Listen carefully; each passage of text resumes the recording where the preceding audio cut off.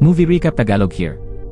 Si Yunsu, isang simpleng may bahay at ina, ay unti-unting nabuwal ang mundo nang madiagnos ng kanser ang kanyang asawa.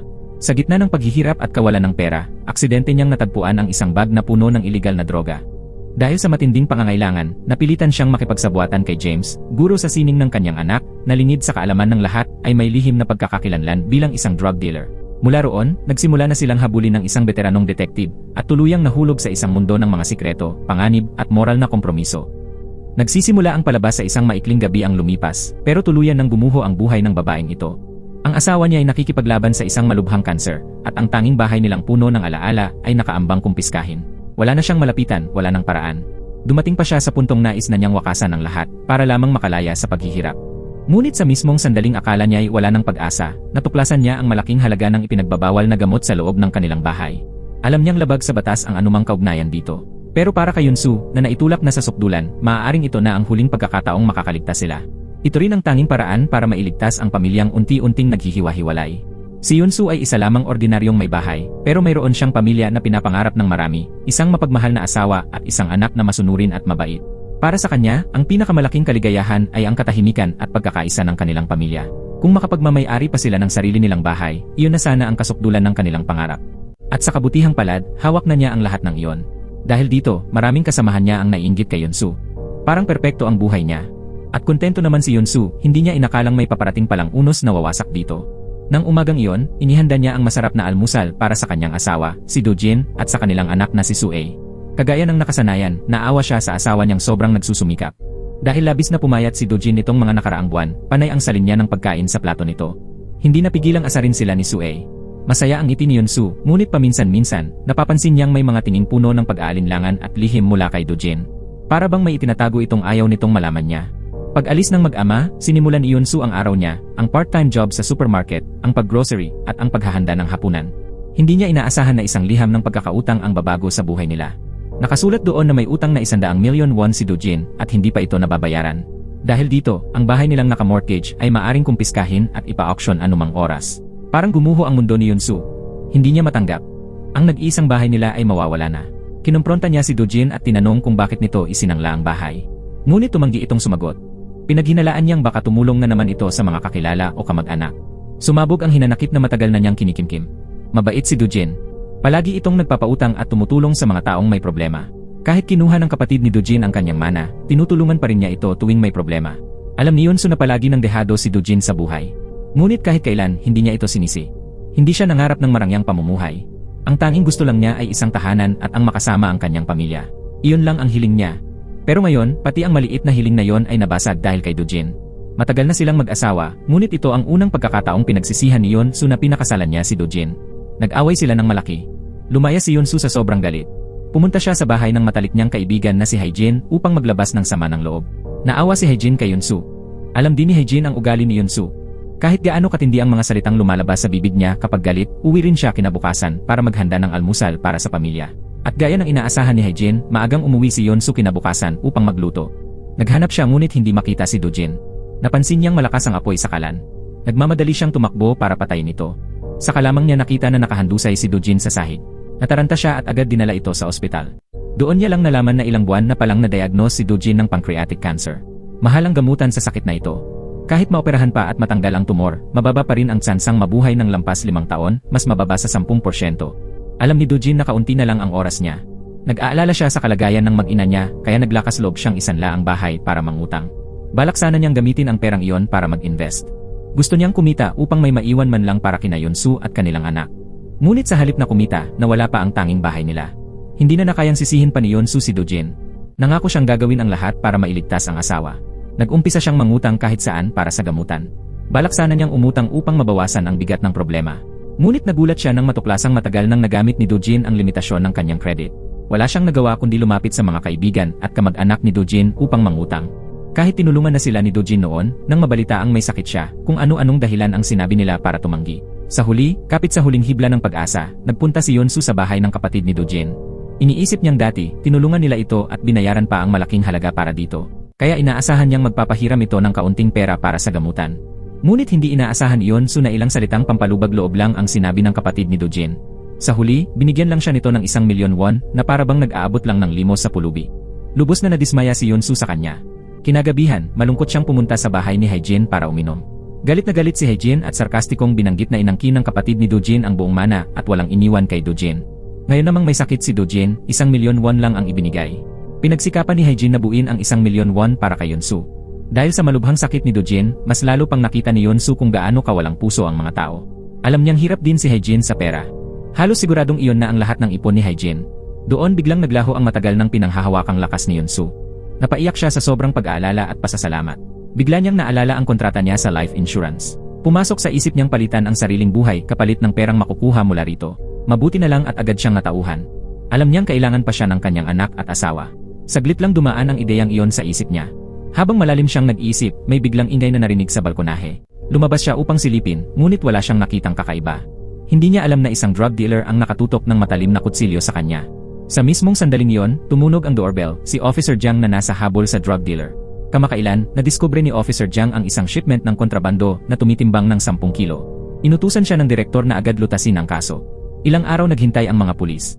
Sa wakas, natunton nila ang pinagtataguan ng drug dealer. Ngunit nagpumiglas ito at desperadong lumaban. Sa kaguluhan, nakatakas ito at nakapasok sa bahay ni Yunsu. Doon niya itinago ang kontrabando. Pagkatapos ay nagpalit siya ng damit at dumaan lang ng parang walang nangyari sa harap ni Officer Jiang. Pero dahil sanay si Officer Jiang, nakilala niya ang tikas at lakad ng drug dealer sa isang sulyap lang. Agad siyang pinalibutan ng mga pulis. Wala na siyang mapuntahan, kaya tumalon siya mula sa itaas at namatay agad.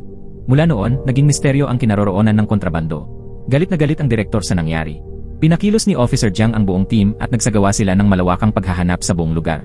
Samantala, si Yunsu ay naghahanap ng bag para dalhan ng damit ang asawa ng aksidente niyang makita ang isang kakaibang bag sa storage room. Akala niya ay puting candy lang ang laman nito, kaya hindi niya gaanong pinansin. Ibinuho niya ang laman ng bag, kinuha ito, at ginamit para ilagay ang mga damit ni Dojin. Pagdating sa ospital, napanood niya sa TV ang habulan ni Officer Jiang at ng drug dealer. Katabi nito ang larawan ng 10 kilong kontrabando na nawawala. Noon lang napagtanto ni Yunsu na ang candy na itinapon niya ay isang bagong uri ng droga. Pag-uwi niya, muli niyang sinuri ang candy at tiningnan pa ang lasa nito. Ngunit wala siyang naramdaman.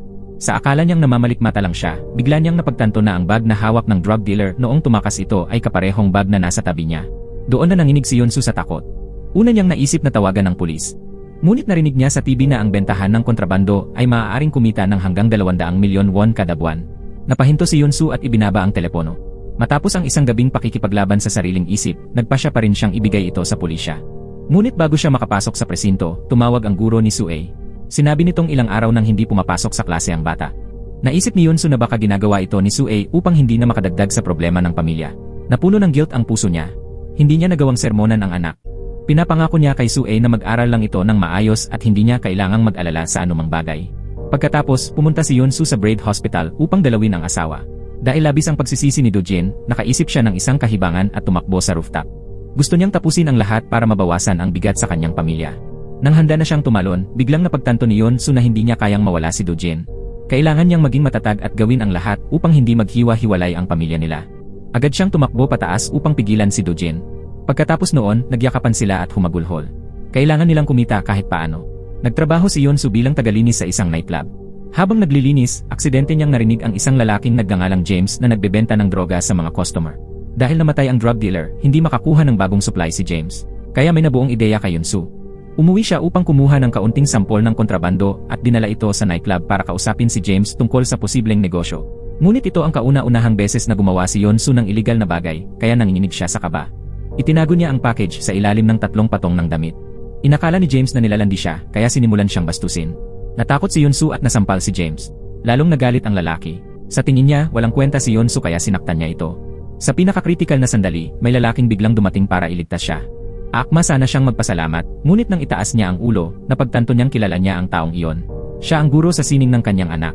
Mabilis na yumuko si Yunsu, takot na baka makilala siya nito.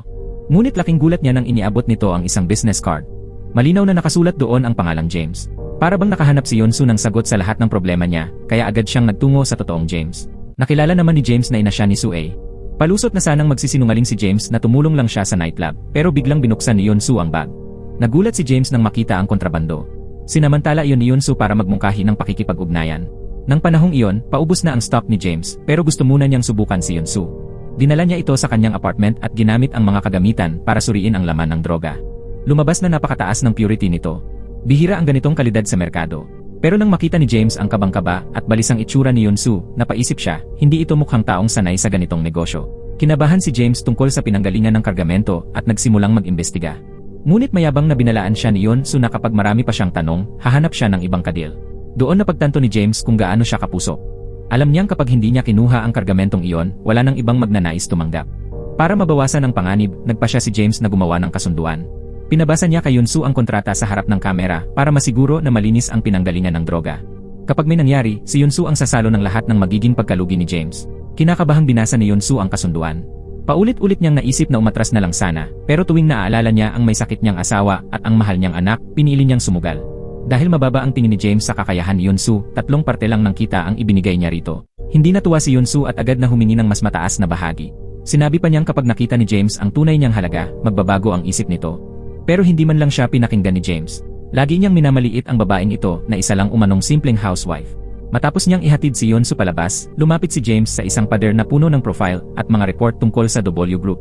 Lahat ng ebidensya ay patungo sa tagapagmana ng grupo, si Kang Jin. Tiningnan ni James ang kalendaryo. Nakasulat doon ang kaarawan ng kasintahan ni Kang Jin. Habang tinitingnan niya ang balitang hinahanap ng pulis ang 10 kilo ng drogang nawawala mula sa Phantom Organization, agad niyang inisip na posibleng galing doon ang droga ni Yunsu. Makalipas ang ilang araw, ginanap ang birthday party ng nobya ni Kang Jin sa nightclub kung saan nagtatrabaho si James. Dumating siya dala ang bagong supply galing kay Yunsu. Nasiyahan ang lahat sa kalidad ng droga. Tanging si Kang Jin lang ang malungkot ang mukha. Para bang pamilyar sa kanya si James, kaya hindi bumaba ang kanyang pagbabantay. Sa katunayan, hindi simpleng drug dealer si James. Matagal na niyang iniimbestigahan ang lahat ng bagay tungkol kay Kang Jin. Ang pagbibenta ng droga ay isa lang sa mga paraan niya para makakuha ng impormasyon. Habang abala ang lahat, may isang lalaking nang-aasar sa girlfriend ni Kang Jin. Nagalit si Kang Jin at dinampot ang ashtray, pero mabilis siyang pinigilan ni James. Dinala ni James ang pasaway sa likod basurahan at binigyan ng leksyon. Nagkataon namang lumabas si Yunsu para magtapon ng basura at nakita ang pangyayari. Nang makita niya ang marahas na mukha ni James, natakot siya at nagtago. Hindi siya naglakas loob magsalita. Nang makaalis si James, saka lang balak umalis ni Yunsu. Ngunit nakita siya ng lalaking binugbog kanina. Inakala ni Shokjin na sinadya ni Yunsu na manood sa dilim para pagtawanan siya. Doon niya ibinuhos ang galit sa babae. Hindi niya inasahan na hindi basta-bastang matinag si Yunsu. Hinugot ni Yunsu ang electric baton at tinumba si Shokjin. Natakot ito at agad tumakbo papalayo. Pero pagliko niya, sumalpok ang kotse sa bangketa. Nakarinig ng malakas na ingay ang mga tao. Nang makita ni Yunsu na parating na ang mga pulis, kinabahan siya. Baka mahuli si James kaya sinubukan niya itong tawagan. Ngunit may patakaran si Kang Jin na bawal gumamit ng cellphone sa banquet table, kaya pinakonfiscate niya ang phone ni James. Hindi niya ito makontak. Natuklasan ni Officer Jiang ang droga sa loob ng sasakyan at sinundan ng pulis ang bakas papunta sa nightclub. Dahil araw ng event, naglakad si Yunsu sa gitna ng siksikang dance floor para balaan si James, pero hindi siya napansin. Kahit makita ni James, hindi niya maintindihan ang sinasabi nito. May nakaulat na sa pinto kaya alam na ni James na naroon ang mga pulis. Mabilis niyang inilipat ang grupo ni Kang Jin. Pagkatapos ay inutusan ang mga tauhan na burahin ang lahat ng bakas ng kanilang presensya. Sabay naman niyang inatasan ang guard na i-delete ang lahat ng recording sa room. Pagdating ni Officer Jiang, wala ng tao, pero masyado siyang napaaga, kaya may naiwan pang wrappers ng droga. Doon niya nakumpirma na may nagbibigay talaga ng droga doon. Pinasok agad ni Officer Jiang ang surveillance room para i-trace ang mga gumagamit. Sumunod naman ang mga staff. Pero nang makita ng pulis sa screen na pumasok sina James sa room 3, biglang nawalan ng kuryente ang surveillance room. Nabura din ang lahat ng video. Dahil sa huling piraso ng ebidensya, natunto ni Officer Jiang ang room 3. Pero pagpasok niya, walang kahit sinong tao. Nakalabas na si James mula sa ibang kwarto. Lahat ng ito ay plano ni Yunsu. Sadyang pinalitan ni Yunsu ang mga numero ng room 2 at room 3. Dahil doon, nagkaroon ng sapat na oras si James para makatakas. Pagkatapos maayos ang gulo, tahimik na umupo si Yunsu sa tapat ni James. Pinagmamasdan niya ang perang nakakalat sa lamesa. Malakas ang kutob ni Yunsu. Iba si James sa ibang drug dealer. Habang ang iba ay tuwang-tuwa sa paggamit ng droga, si James ay laging kalmado at kontrolado. Mula umpisa hanggang dulo, hindi pa niya kailanman nakitang gumamit si James. Ang matalas niyang obserbasyon ay agad na nakatawag pansin kay James. Pero ayaw ni James ang sinumang sumusubok alamin ang kanyang pribadong buhay. Matagal nang napansin ni Yunsu ang mga litrato sa bahay ni James. Unang beses pa lang niya makatanggap ng pera, kaya halo-halo ang kaba at pananabik niya. Inabot ni James ang makapal na bungkos ng pera. Hindi man lang naglakas loob si Yunsu na bilangin ito. Mabilis niyang isinilid sa bulsa, tensyonado ang hitsura na parabang nakagawa siya ng malaking kasalanan. Napansin ni James ang pag-iwas ni Yunsu at lalo niya itong naging interesante. Tutol si Yunsu sa droga pero pinipilit nitong tanggapin ang iligal na trabaho. Dahil dito, naging curious si James sa kanya.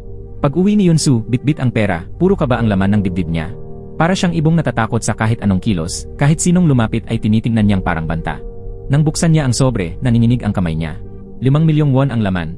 Higit pa ito sa 3 buwang sahod niya sa supermarket. Doon nagkaroon ng bahagyang pag-asa si Yeon-soo na mailigtas ang pamilya niyang halos gumuho.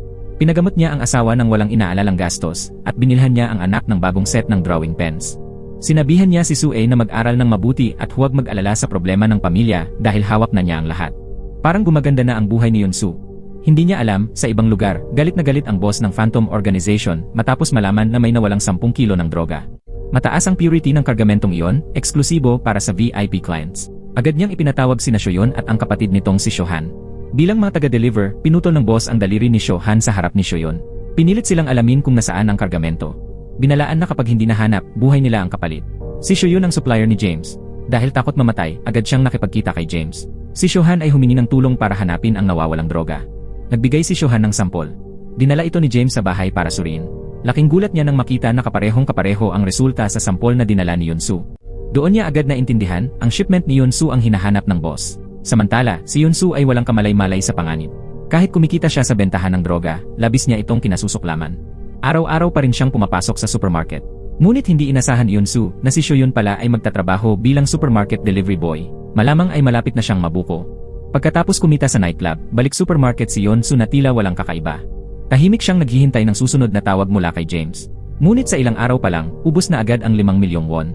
Lalong lumalala ang kondisyon ni Do-jin, kaya kailangan ng bagong paraan ng gamutan. Sabi ng doktor, tanging problema ay sobrang mahal nito at hindi saklaw ng health insurance. 6 na milyong won ang isang session. Napatawang mapait si Yeon-soo, bakit ba parang sinusundan sila ng kamalasan? Ayaw na niyang magpatuloy sa kriminal na gawain. Pero tanging pagdidil lang ng droga ang paraan para mapanatili ang kaligayahang pinoprotektahan niya. Nalilito si Yeon-soo kung ano ang gagawin. Pagbalik niya sa ospital upang alagaan si Do-jin, nakita niya kung gaano ito naghihirap.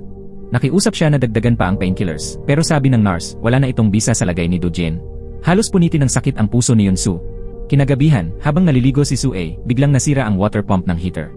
2 milyong won ang pagpapagawa. Nang tignan niya ang natitirang pera, wala pang 500,000 won.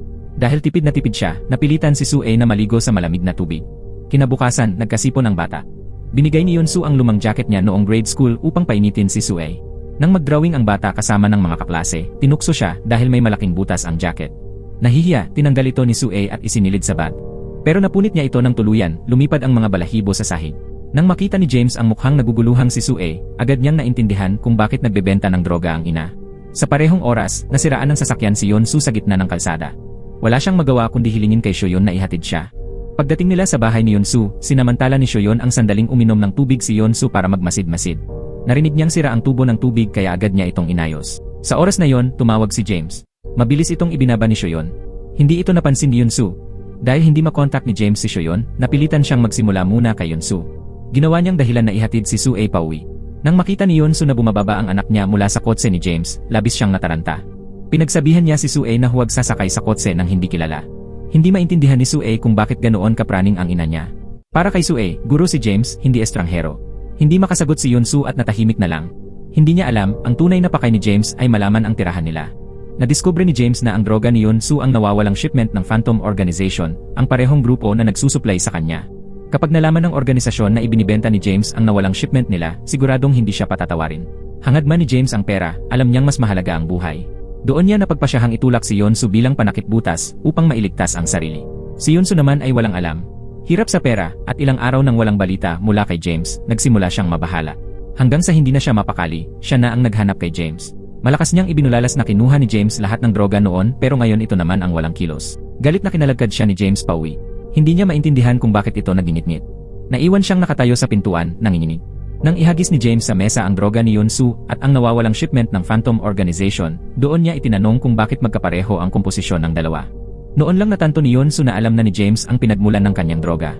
Nataranta siyang nagpilit magpaliwanag. Pero lalo siyang nilamon ng takot nang sabihin ni James na dahil sa gulo sa nightclub, nakatutok na ngayon ang mga pulis pati ang Phantom Organization sa shipment.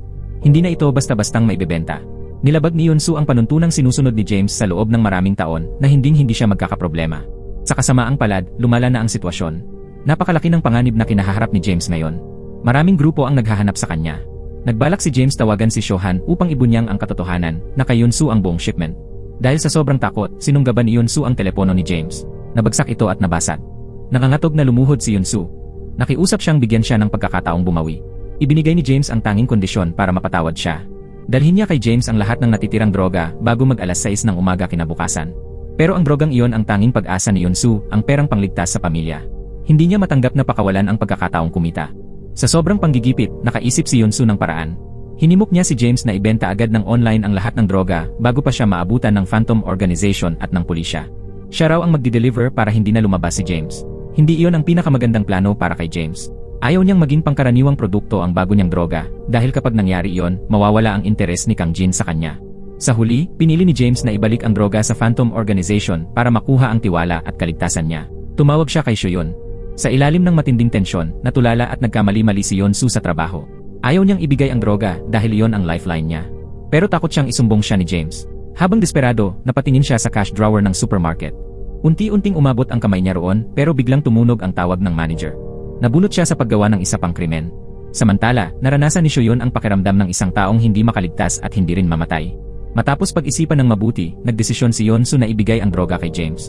Dumating si James kasama si Shoyon sa napagkasunduang lugar.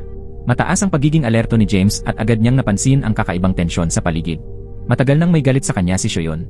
Hindi niya sinabi ang totoo sa boss, sa halip, sinisi niyang si James ang nagnakaw ng shipment. Dahil sa matinding panganib, tumakbo si James nang walang pag-aalinlangan. Nang sasakmalin na sana siya ni Shoyon, tumalon si James papasok sa subway at nakatakas. Pagkababa niya ng tren, niyakap niya ang bag at tumakbong palabas ng istasyon. Sa pagmamadali, nabunggo niya ang isang magkasintahan. Kumalat sa kalsada ang droga. Habang mabilis niya itong pinupulot, laking gulat niya nang mapansing puro mint candies ang laman. Napagtanto niyang linoko siya ni Yonsu. Galit na galit siyang tumawag para singilin siya, at doon niya nalaman na ngayong wala nang pakinabang si Yonsu sa kanya, nagpa siya itong dalhin ang lahat ng droga sa presinto ng pulis. Lubos na natigilan si James sa impormasyong iyon. Nagmamadali siyang pumunta sa presinto para pigilan si Yonsu.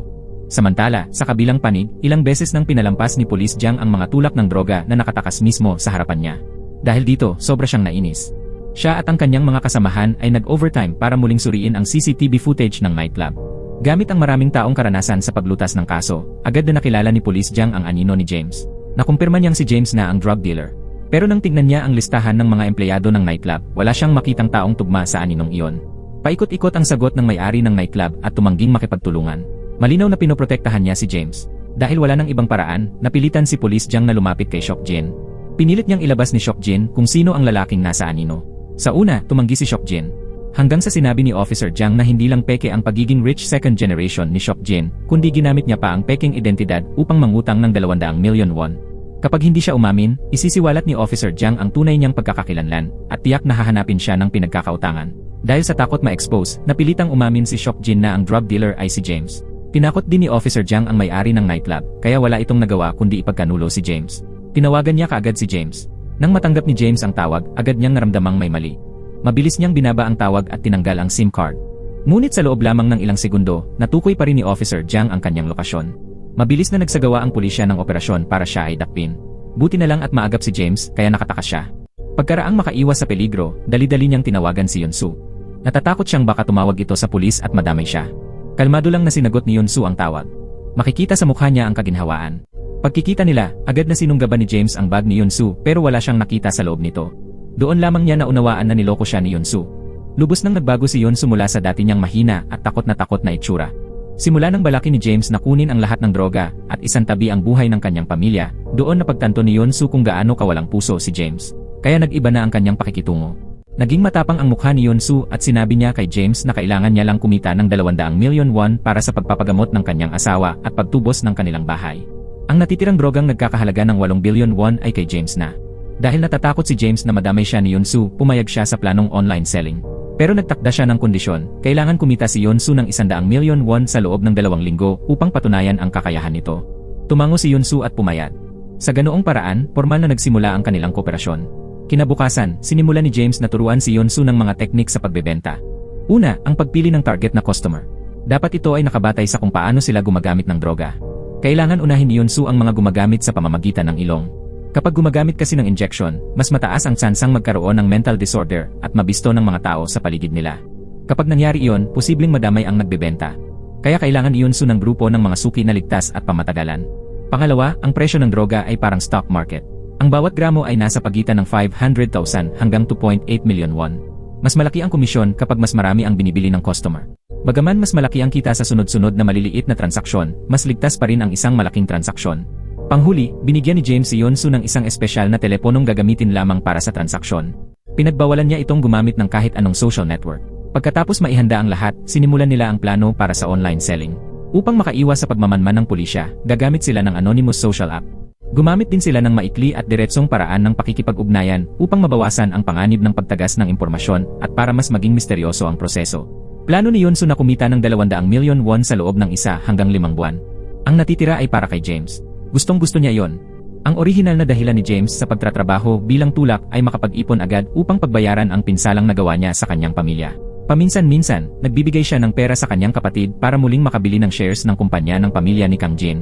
Tinatanggap lang iyon ng kapatid niya at hindi kailanman nagtatanong tungkol sa pinanggalingan nito. Medyo nadismaya si James dahil kahit papaano pinaghirapan niya ang perang iyon. Kung mabunyag ang lahat, tiyak siyang makukulong. Hinahangad niyang maramdaman man lang ang kaunting pag-aalala mula sa kapatid. Naramdaman iyon ng kapatid niya. Alam ng kapatid ni James na hindi malinis ang pera. Pero alam din niyang kapag nagtanong pa siya, mas lalo lang niyang ilalagay sa panganib si James. Nang malaman iyon ni James, unti-unting nawala ang kanyang disappointment. Mabilis na naitayo ang kanilang online selling channel. Si Yunsu ang nakaisip na itago ang droga sa loob ng watercolor pens, saka ipapadala sa mga customer gamit ang koreo. Maingat silang nag-disguise na dalawa. Araw-araw silang pabalik-balik sa mga delivery station. Kahit abala, organisado ang kanilang dalaw. Lumipas ang 1 linggo. Inilapag ni James ang kinita nilang pera sa mesa. Pareho silang nakaramdam ng kaunting pagkadismaya. Ang kinita nila sa 7 araw na halos walang pahinga ay hindi man lang umabot sa kinikita ni James sa isang gabi sa nightclub. Kaya sinabi ni James kay Yunsu na humanap ng paraan para mapabuti ang sitwasyon. Dahil habang mas humahaba ang cycle ng bentahan nila, mas malaki ang panganib na kinahaharap nila. Sa sandaling iyon, nakatanggap si Yunsu ng mensahe para sa isang transaksyon.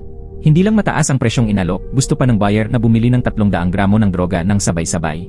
Ang tanging kondisyon lang ay ang face-to-face na bentahan at on-site na pag-inspeksyon ng produkto. Dahil sa tukso ng napakalaking kita, nagpa siya si Yunsu na sumugal. Pumunta siya sa isang mumurahing motel, ang lugar na napili na nila para sa transaksyon. Nagpanggap siyang receptionist. Kinumpirma niya ang halagang dala ng buyer sa pamamagitan ng video. Pagkatapos, itinuro niya ito sa isang tabong sulok para kunin at suriin ang droga. Sinabi niya sa buyer na iwan ang pera at umalis kaagad. Lahat ay tumatakbo ayon sa plano ni Yunsu. Habang lihim siyang tuwang-tuwa dahil mukhang perpekto ang mga paghahanda niya, bigla na lang bumalik ang lalaki. Hindi lang nito ninakaw ang pera niya, kinuha pa nito ang droga. Natakot si Yunsu at hindi makalaban. Nang makita ng lalaki na ang tulak ay isang ordinaryong babaeng nasa gitna ng edad, tiningnan niya ito nang may pag-aalipusta. Iniwanan niya lang si Yunsu ng 50,000 won, parang limos pa. Umalis itong mayabang. Pinulot ni Yunsu ang pera sa sahig at napuno ng pagkadismaya.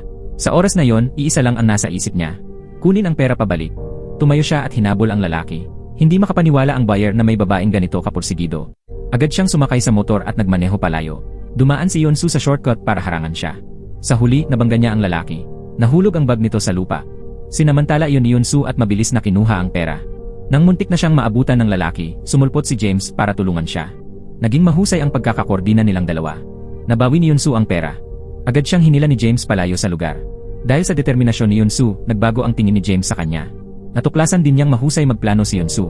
Ang dahilan kung bakit nakarating siya sa tamang oras ay dahil napag-usapan na nila ang contingency plan sa telepono bago ang transaksyon.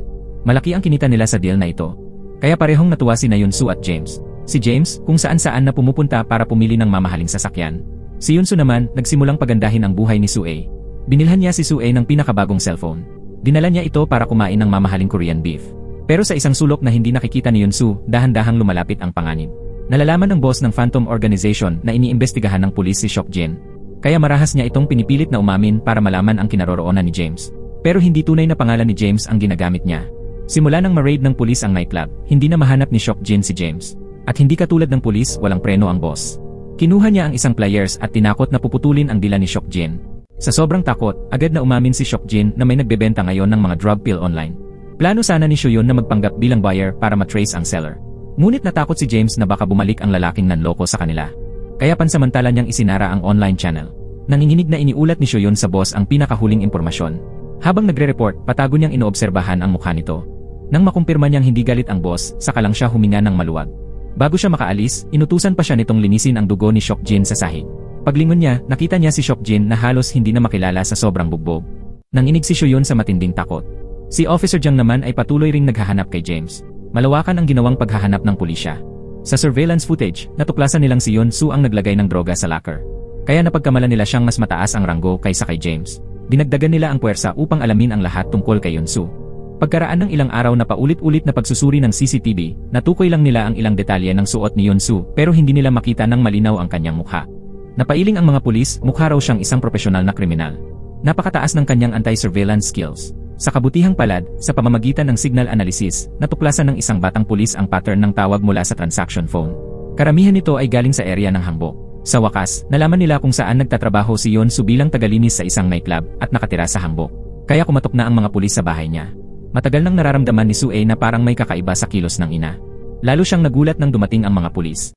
Wala siyang ideya kung ano ang nangyayari. Mas masama pa, nitong mga nagdaang araw, kailangan lumabas ni Yonsu para kumita at makabili ng gamot para kay Dojin. At samantala, si Haejin ay lihim na sumisira sa pamilya ni Yonsu. Ginagamit ni Haejin ang dahilan na gusto niyang alagaan si Dojin kaya madalas siyang nasa ospital. Sa totoo lang, kahit hindi marangya ang buhay ni Yonsu at Dojin, ang pagmamahalan nila ang hinahangaan ng mga tao. Hindi alam kung kailan nagsimulang pumasok sa isip ni Haejin ang ideya na palitan si Yonsu sa buhay ni Dojin. At dagdag pa, nakikita niya ang pinsan niyang si Sue at ang ina nitong si Seiran na tila perpekto ang samahan sa kanilang pamilya. Pero siya lang ang tunay na nakakaalam na matagal nang sira ang relasyon nilang mag-asawa. Noong araw na yon, sinundan ng nanay ni Seiran ang asawa niya at aksidenteng nakita niyang inihatid ni James si Yonsu pauwi. Kaya agad niyang inisip na may relasyon sina James at Yonsu. Gusto niyang alamin ang totoong nangyayari. Dahil sa angking galing ni Yonsu sa marketing, naging napakabilis ng bentahan ng droga at naging matagumpay ang pakikipagtrabaho niya kay James.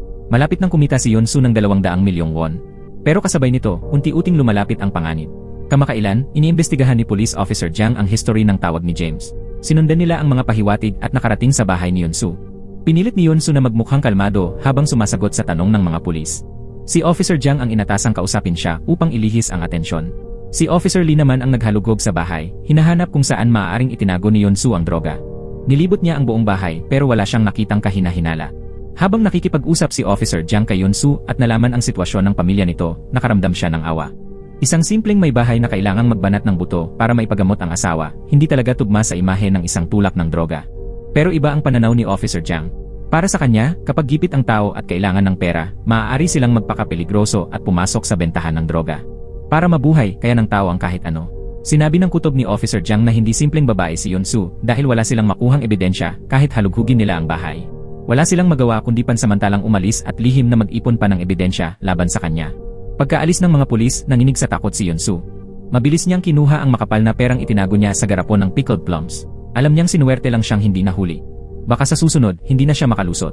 Kaya kailangan niyang makumpleto ang 200 milyong won para matapos na ang krimen niya. Hindi alam ni James na iniimbestigahan na si Yonsu. Kaya tuloy-tuloy ang paglapit niya kay Kang Jin. Dahil minsan na siyang tinulungan ni James sa isang gulo, inimbitahan siya ni Kang Jin na mag-golf. Ipinagmalaki pa nito na dati raw ay may tauhan siyang lubos na tapat. Isang beses, may namatay na kaibigan ni Kang Jin dahil sa droga at ang tauhan niyang iyon ang nakulong para sa kanya. Habang nagsasalita si Kang Jin, palihim na nire-record ni James ang usapan gamit ang relo niya. Simula nang tanungin siya ng mga pulis, palagi nang bangungot ni Yonsu ang pagkahuli. Gusto niyang sabihin kay James na tinitiktikan na siya, pero wala siyang makitang tamang pagkakataon. Sa halip, niregaluhan pa siya ni James ng bagong sapatos na may mataas na takong. Gusto niyang ipagpatuloy ni Yonsu ang trabaho kahit matapos ang 200 milyong won. Nakita niya ang talento ni Yonsu at sinabing kapag huminto siya, babalik lang siya sa dating buhay ng paghihirap. Napaalala tuloy kay Yonsu ang araw-araw na pagod sa pagtatrabaho at pag-aalaga sa asawa. Ginagawa niya ang lahat para gumaling si Dojin, pero lalo pang lumalala ang kondisyon nito. Nagsimula na itong makaranas ng side effects ng chemotherapy, isa na rito ang pagkalagas ng buhok. Narinig nitong may bayad pa ang pagpapakalbo, kaya nahihiya siyang dagdagan pa ang gastusin. Kaya pumunta na lang siya sa barbershop para magpakalbo. Nasa tabi niya si Haejin, na buong araw siyang inaalagaan, sobra ang pag-aalala at halos hindi na nagbibigay ng espasyo. Pero si Yonsu pa rin ang nasa puso ni Dojin. Kaya palagi niyang iniiwasan si Haejin. Nang sabihin ni Haejin na nangungutang na si Yonsu kung kani-kanino para ipagamot siya, naalala ni Dojin si James, ang lalaking naghatid kay Yonsu noon sa ospital. Doon siya nagkamali ng akala, inisip niyang may iba na si Yonsu. At dahil mahal niya ito, gusto niyang palayain siya. Isang araw, pumasok si Sue sa eskwela gaya ng dati. Kamakailan, may mga nawawalang gamit sa klase at nagbabala ang guro na kung hindi aamin ang may sala, mapaparusahan siya ng mabigat. Lahat ng mata nakatutok kay Sue dahil siya ang pinakamahirap sa klase. Pero nitong mga araw, may bago siyang mamahaling art materials at bagong telepono. Labis na nasaktan at napahiya si Sue. Akala niya kung hindi niya papansinin ang mga tingin, lilipas din. Pero pati ang guro, nagduda at pinatawag siya. Hinimok siya nitong umamin na sa kanya raw galing ang ninakaw. Hindi na kinaya ni Sue ang kahihiyan. Galit niyang ibinuhos ang laman ng bag niya para patunayang wala siyang kinuha. Napahiya rin ang guro at humingi ng paumanhin dahil sa maling bintang. Mabilis na nalaman ng nanay ni Seiran ang tungkol sa nawawalang pera. Dahil propesor ang asawa niya sa universidad, mataas ang tingin niya sa sarili at sa anak. Para sa kanya, kailangang mas magaling si Seiran kaysa sa iba. Sa sunod-sunod na exam, mas mataas ang nakuha ni Sue kaysa kay Seiran. Kamakailan lang, nanalo pa si Sue ng malaking parangal. Hindi matanggap ng nanay ni Seiran na nagmula sa mahirap na pamilya ang batang mas magaling kaysa sa anak niya. Sa meeting ng mga magulang, habang tinitingnan ni James ang mga gawa ng estudyante, bigla ang sinabi ng nanay ni Seiran sa harap ng lahat na may history daw ng pagnanakaw si Sue. Napuno ng galit si Yeonsu nang marinig iyon. Kesyo may bago lang nagamit, ganoon na agad ang paghusga. Hindi na niya napigilan ang sarili. Diretsyo niyang sinagot ang ina ni Seiran, malinaw at matalas ang mga argumento. Ipinakita niya ang resibo bilang patunay. Pero ayaw pang tumigil ng nanay ni Seiran.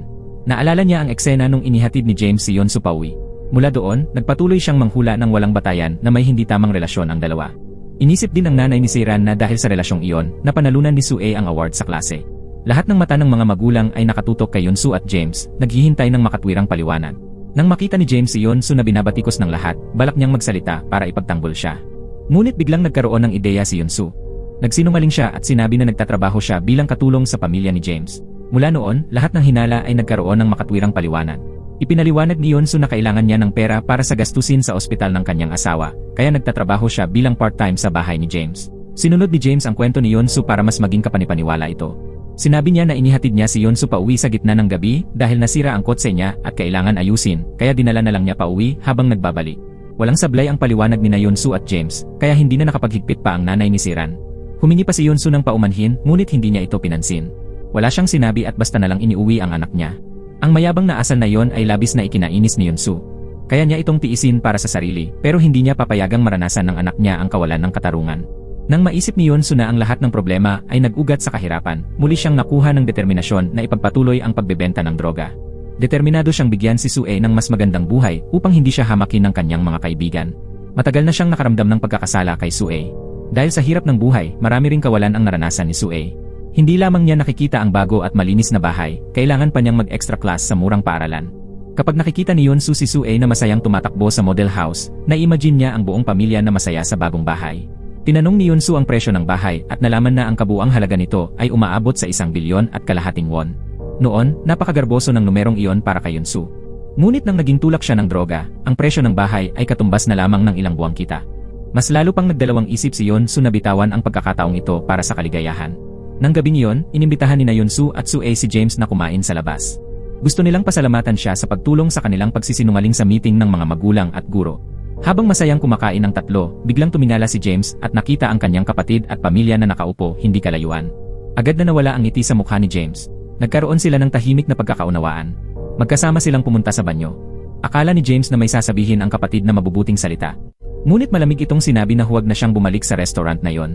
Pati nga, pinaghinalaan siya ng kapatid na kumikita siya sa pagdepende sa babae, kaya ayaw na niyang makisangkot kay James. Labag sa loob, nagalit ng labis si James at inisip ang pagkakamali niyang ginawa 10 taon na ang nakalipas. Kahit nagkamali siya, nabayaran na niya ang kanyang utang.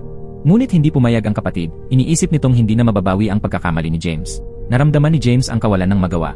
Napansin ni Yeonsu ang pagbabago ng damdamin ni James, kaya mausisa siyang nagtanong tungkol sa relasyon niya sa lalaking iyon. Bihira magsabi ng totoo si James, ngunit sinabi niya kay Yeonsu na ito ay tungkol sa kanyang dating pamilya. Nalaman ni Yeonsu na masama ang mood ni James, kaya uminom siya kasama siya. Ngunit mababa ang tolerance ni Yeonsu sa alak, isang baso ng alak lang ay nagpawala sa kanya ng malay. Ginabayan ni James si Yeonsu pauwi nang bahagya siyang mag-alog. Sa panahong iyon, bihira silang magkaroon ng pagkakataong mag-usap ng tapat. Muling nagpasalamat si Yeonsu kay James sa pagtatanggol sa kanya at sa anak niya. Sinabi ni Yeonsu na gusto niya lang patayin ang mga masasamang tao na nagdulot ng problema sa pamilya niya. Nakita ni James ang desperasyon sa puso ni Yeonsu kaya patuloy niyang inimbitahan itong maging partner niya. Bigla, 2 lalaki na nakaitim ang sumulpot at tinakpan ang ulo ni Yeonsu at James ng plastic bag. Sa katunayan, hindi lamang si Police Jang ang nagsimulang maghinala kay Yeonsu, kundi natuklasan din ng Phantom Organization ang nawawalang droga sa kumot sa kanyang kwarto. Ginamit nila ang gabi upang pumasok sa bahay ni Yeonsu. Nang magising siya muli, napagtanto niyang kontrolado na siya ng mga lalaki. Hiniling nila na ibigay niya ang ninakaw na droga. Ngunit sinubukan pa rin ni Yeonsu na magsinungaling. Iginiit niyang hindi niya alam kung nasaan ang droga. Sa sumunod na segundo, natagpuan ng isang lalaki ang lahat ng droga na nakatago sa kumot ni Yeonsu. Noon lang niya napagtanto na inihanda na nila ito bago pa man dumating. Lumalabas na noong dumating si Police Lee para inspeksyonin ang bahay ni Yeonsu, natuklasan niya ang sikreto. Ngunit nang isipin ni Police Lee ang gastusin ng kanyang pamilya, nagising ang kanyang kasakiman. Itinago niya ang katotohanan kay Police Jang. Sa halip, ibinenta ni Police Lee ang impormasyon kay Shoyon. Nang matuklasan ni Shoyun na ang nagnakaw ng droga ay si Yonsu, naguluhan ang kanyang damdamin. Naiintindihan niya ang temperamento ng boss. Kung una palang nakita ni boss si Yonsu, tiyak na hindi niya maliligtas ang buhay niya. Nang makarating si Shoyun kay Yonsu, ayaw niyang pumunta ng buo. Binura ni Shoyun ang impormasyong ibinigay ni Police Lee. Plano ni Shoyun na mabawi ang droga at pera gamit ang sarili niyang paraan. Pagkatapos, bibigyan ni Shoyun si Yonsu ng paraan upang mabuhay. Upang hindi matuklasan ni Yonsu ang kanyang identidad, pinilit ni Shoyun na takpan ang ulo nito at itali. Nang maunawaan ni Yonsu na natuklasan ang sikreto, alam niyang walang silbi ng itanggi pa. Agad na inalok ni Yonsu na isuko ang lahat ng pera at droga. Biglang bumahing si Shoyun. Mata sa mata, tumingin si James sa kanya ng maingat. Nakita ni James ang tunay na pagkakakilanlan ni Shoyun. Nang nakatutok ang pansin ni Shoyun kay James, malakas niyang sinigaw kay Yonsu na tumakbo agad. Napapanik si Yonsu at agad na tumakbo palabas ng silid. Dali-dali siyang sinundan ni Shoyun. Sa desperasyon, hinagis niya ang lahat ng nakapaligid. Napunit ang hood ni Shoyun. Nagulat si Yonsu nang ma-realize na ang tao ay ang kanyang katrabaho. Nang makumpirma niyang miyembro si Shoyun ng Phantom Organization, may sumilay na kaunting pag-asa sa kanyang puso. Nakiusap siya kay Shoyun na patawarin siya. Ipinangako niyang ibabalik ang lahat ng natitirang droga at pera. Kasabay nito, tiniyak niyang hindi niya ibubunyag ang anumang sikreto. Naalala ni Shoyun ang init ng damdaming ipinakita ni Yonsu. At iyon ang nagpatigil sa kanya sa pag-atake. Nang dumating sa isip ni Yonsu na pauwi na si Sue, nagbalak siyang tawagan ang anak para sabihan na huwag munang umuwi. Ngunit na misunderstand ni Shoyun na tatawag si Yonsu sa pulis. Ang kaunting awa na naramdaman niya ay biglang nawala sa sobrang takot. Pinahigpit ni Shoyun ang pagkakahawak sa leeg ni Yonsu. Sa puntong iyon, tuluyang nawala ng kontrol si Shoyun. Nang muntik na siyang masuffocate, mabilis na pinulot ni Yonsu ang electric baton sa sahig at hinagis ito sa padel. Agad na nakuryente si Shoyun at Shohan at nawalan ng malay. Pansamantalang ligtas na sina Yonsu at James. Biglang tumunog ang doorbell, dumating na si Sue pauwi. Nagsinungaling si Yonsu na aksidenteng nabasag ang vase at kalmadong nilinis ito. Nang makita ni Sue ang pagsisikap ng kanyang ina sa gawaing bahay, taimtim siyang humingi ng paumanhin. Noon, akala ni Sue na hindi tapat ang paraan ng pagkita ng pera ng kanyang ina. Ngunit kalaunan, nalaman ni Sue na nagtrabaho bilang katulong ang kanyang ina sa pamilya ni James. Kahit hindi marangya ang trabaho, para kay Sue, nanatiling kahanga-hanga ang kanyang ina. Naramdaman niyang proud siya na magkaroon ng ganoong ina. Nang marinig ni Yonsu ang papuri ng anak, napahiya siya. Marahil hindi siya kasing galing ng inaakala ng anak niya. Pero walang dudang ang sakripisyo niya para sa pamilya ay totoo. Matapos alagaan si Sue, palihim nilang dinala ni James sa kotse sina Shohan at Shoyun. Nais ni Yonsu subukan na kumbinsihin si Shoyun na huwag siya i-report. Inisip niyang matagal na itong balak na lisanin ang Phantom Organization. Ngunit iniisip ni James na masyadong inosente ang pag-isip ni Yonsu. Kahit hindi habulin ni Shoyun ang usapin ng pagnanakaw ng droga, may mas mataas na opisyal pa rin sa itaas niya. Kapag nalaman nila tungkol kay Yonsu at James, walang tigil silang hahanapin sila. Ulitin ang delikadong sitwasyon tulad na ngayon. Habang iniisip ito ni Yonsu, lalo siyang natatakot. Naalala niya na nag-iisa pa si Sue sa bahay, kaya dali-dali siyang tumakbo pauwi. Gusto ni Yonsu munang makumpirma na ligtas ang anak bago isipin kung paano haharapin sina Shohan at Shoyun. Kasabay nito, nagho-host si Kang Jin ng party. Dati niyang inutusan si James na magdala ng droga, ngunit matagal na siyang naghihintay at wala pa rin si James. Galit na iniutos ni Kang Jin kay James na pumunta agad kung hindi ay tatapusin ang kanilang pakikipag-cooperate. Nasa dilema si James, hindi niya alam paano haharapin sina Shohan at Shoyun, kaya hindi siya nakatuon kay Kang Jin. Lalo pang nagalit si Kang Jin. Biglang nagising si Shohan. Dinala niya ang hindi pa rin gising na si Shoyun sa isang public phone booth. Balak ni Shohan na tawagan ng boss para humingi ng tulong. Pagkatapos ng pagbaba ni James sa telepono, napagtanto niyang nakatakas na sina Shohan at Shoyun. Desperado siyang naghanap sa lahat ng sulok. Habang dinadaya ni Shohan ang number ng boss, isang sasakyan ang biglang sumulpot at bumangga sa kanila. Malubhang nasugatan si Shohan at naospital, habang si Shoyun ay namatay sa lugar. Nang masaksihan ni James ang lahat ng ito, nakahina siya ng maluwag. Agad siyang tumawag kay Yonsu at sinabi na huwag muna silang magkita. Dapat panatilihin ni Yonsu ang karaniwan niyang routine at huwag magbago ng anuman. Labis-labis ang kalungkutan ni Yonsu nang marinig ang balita tungkol sa pagkamatay ni Shoyun. Kinabukasan, nagkunwaring kalmado si Yonsu at nagtrabaho sa supermarket. Biglang dumating sina Police Jang at Police Lee upang magsiyasat. Tiyak na tinanong ni Police Jang si Yonsu kung kilala niya si Shohan at ang Phantom Organization. Parang martilyo ang bawat tanong sa puso ni Yonsu, takot siyang tumingin ng diretsyo kay Police Jang. Nakita ito ni Officer Jang, kaya hindi na siya nagtanong pa. Wala siyang ebidensya na nagbebenta si Yonsu ng droga. Ngunit ang watercolor pens na nakalat sa bahay ni Shoyun at ang magkakaparehong colored pencil case na nakita sa basurahan ni Yonsu. Lahat ng ito ay halos nagpapatunay kay Police Jang na isa si Yonsu sa mga nagbebenta ng droga. Gayunpaman, hindi pa niya natutukoy ang ugnayan ni Yonsu sa Phantom Organization, kaya hindi siya nagmadaling kumilos. 2 beses na nasaksak si James, ngunit hindi naglakas loob pumunta sa ospital. Sinubukan pa rin niyang mag-aral at magtrabaho gaya ng dati. Sa huli, nauubos ang lakas niya at bumagsak sa harap ng bahay. Nag-alala si Yonsu sa sugat ni James, kaya dali-dali siyang tumulong upang gamutin ito. Matapos iyon, nag-umpisang pag-usapan nila ang mga kontrasukdulan. Ayon kay James, mabuti ang nangyari sa pagkamatay ni Shohan. Basta naniniwala ang mga pulis na ito ay internal purge ng Phantom Organization, pwede silang ganap na tanggalin bilang suspect. Gamit ang kadiliman, lihim na itinago ni Yunsu ang telepono ni Sho-han sa restaurant ng boss ng Phantom. Patuloy na tumatawag ang boss sa numero ni Sho-yon, gusto niyang linawin kung ano ang nangyari. Biglang narinig ang tumunog na telepono mula sa isang sulok ng restaurant. Habang iniisip ang dahilan, biglang umalingaw ang sirena ng pulis. Natunton pala ng pulis ang lokasyon ng telepono ni Sho-yon. Sinundan nila ang bakas at natagpuan ang taguan ng boss ng Phantom. Sa ganoong paraan, naaresto siya ni Police Jiang. Nang humupa ang kaguluhan, bumalik si Yunsu sa bahay. Naghanda si Haejin ng pagkain para kay Yunsu. Dito lang na-realize ni Yunsu na nag-aalala ang anak niya sa kanya, kaya't pinapangalagaan ni Sue si Haejin para sa kanya. Nang makita ni Yunsu ang malasakit ng kanyang mga kamag-anak at kaibigan, nakaramdam siya ng guilt at napaiyak. Sa mga karanasang ito, napagtanto ni Yunsu na kung gusto niyang kumita ng pera, kailangan niyang gawin ito sa tamang paraan. Kung hindi, walang katapusang problema at sakit ang kanyang mararanasan. Pagkatapos mag-isip, kinuha niya ang natitirang droga at lahat ng perang kinita niya. Nakita niya ang isang bakanting sulok at sinunog ang lahat ng ito. Gusto ni Yunsu na magpaalam sa kanyang masamang nakaraan. Samantala, dinala ni James ang droga upang ipakita kay Kang Jin. Kahit galit pa rin si Kang Jin kay James, hindi niya matiis ang tukso ng droga. Sa huli, tinanggap pa rin niya ang regalo na dinala ni James. Labis na natuwa si James dahil alam niyang habang hawak niya ang droga, madali niyang makokontrol si Kang Jin. Ang paghihiganti ay usapin na lamang ng panahon. Ngunit nang isipin ni Yunsu at James na unti-unti nang babalik sa normal ang buhay, sabay nilang natanggap ang isang mensahe sa kanilang mga telepono. Ang larawan na naka-attach ay nagpapakita sa kanila habang dinadala si Sho-yon at Sho-han sa kotse. Biglang namangha at nagulat si Yunsu at James. Plano ni Yunsu na talikuran ang buhay ng krimen, ngunit biglang dumating ang anonymous na mensahe. Nagdulot ito ng pag-aalangan at pagkabalisa. Araw-araw, nabubuhay si Yunsu sa takot at pangamba. Kailangan niyang hanapin si James upang magkasama nilang mahanap ang solusyon. Napansin ni James na noong araw na lumabas sila ni Yunsu, may isang misteryosong tao na nakaupo sa eskinita, pinagmamasdan ang kanilang kilos. Hinala ni James na posibleng kakilala nila ang misteryosong tao. Agad na naisip ni Yunsu ang nanay ni Siran. Dahil nagkaroon sila ng alitan, iminungkahi ni James na mabilis na maghanda ng 100 milyong won sa cash upang mapanatag muna ang misteryosong tao. Pagkatapos, dahan-dahan nilang imbestigahan at ilantad siya. Nang marinig ni Yunsu ang tungkol sa 100 milyong won, labis siyang nagalit. Kahit matagal na silang nagtutulungan ni James, siya ang kumikita ng pinakamaliit. Bukod pa rito, kailangan niyang pasanin ang napakalaking gastusin sa pagpapagamot ng asawa. Matagal na siyang ubos sa pera.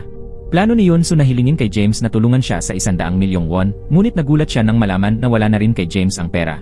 Hindi niya maintindihan kung paano nagastos ni James ang ganitong halaga, ngunit may kanya rin siyang problema. Pinalitan niya ang paksa. Iminungkahi niyang bumalik sa kanilang dating trabaho para mabilis kumita ng pera. Sa desperasyon, kinuha ni Yunsu ang sinunog na bag. Napagpasyahan niyang huwag nang gumawa ng krimen, kaya pinlano niyang sunugin lahat ng pera at droga. Ngunit nang matanggap ni Yunsu ang banta sa mensahe, dali-dali niyang kinuha ang mga ito mula sa apoy. Ang bumagsak kay Yunsu ay nasunog ang lahat ng pera, ngunit buo pa rin ang droga. Bumagsak siya sa sahig, walang magawa. Nagsisi si Yunsu sa buhay. Nagtaka siya kung bakit laging inilalagay siya ng tadhana sa sukdulan. Sa puntong ito, ang pagbebenta ng droga ang naging tanging paraan para makalabas. Pagkatapos bumalik sa dating trabaho, nakatanggap si Yunsu ng malaking order na 30 gramo. Upang mabawasan ang panganib, doblehin niya ang presyo. Habang mahimbing na natutulog si Sue, lihim na pumasok si Yunsu sa supermarket upang i-package ang droga. Nakita niya ang mga bakas ng dugo na iniwan ni Sho-yon nang siya'y dukutin. Dumaloy ang lungkot sa puso niya at patuloy ang kanyang mga luha.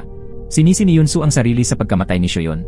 Sa katotohanan, mula noong sumali si Sho-yon sa Phantom Organization, nakatakda na ang kanyang kamatayan.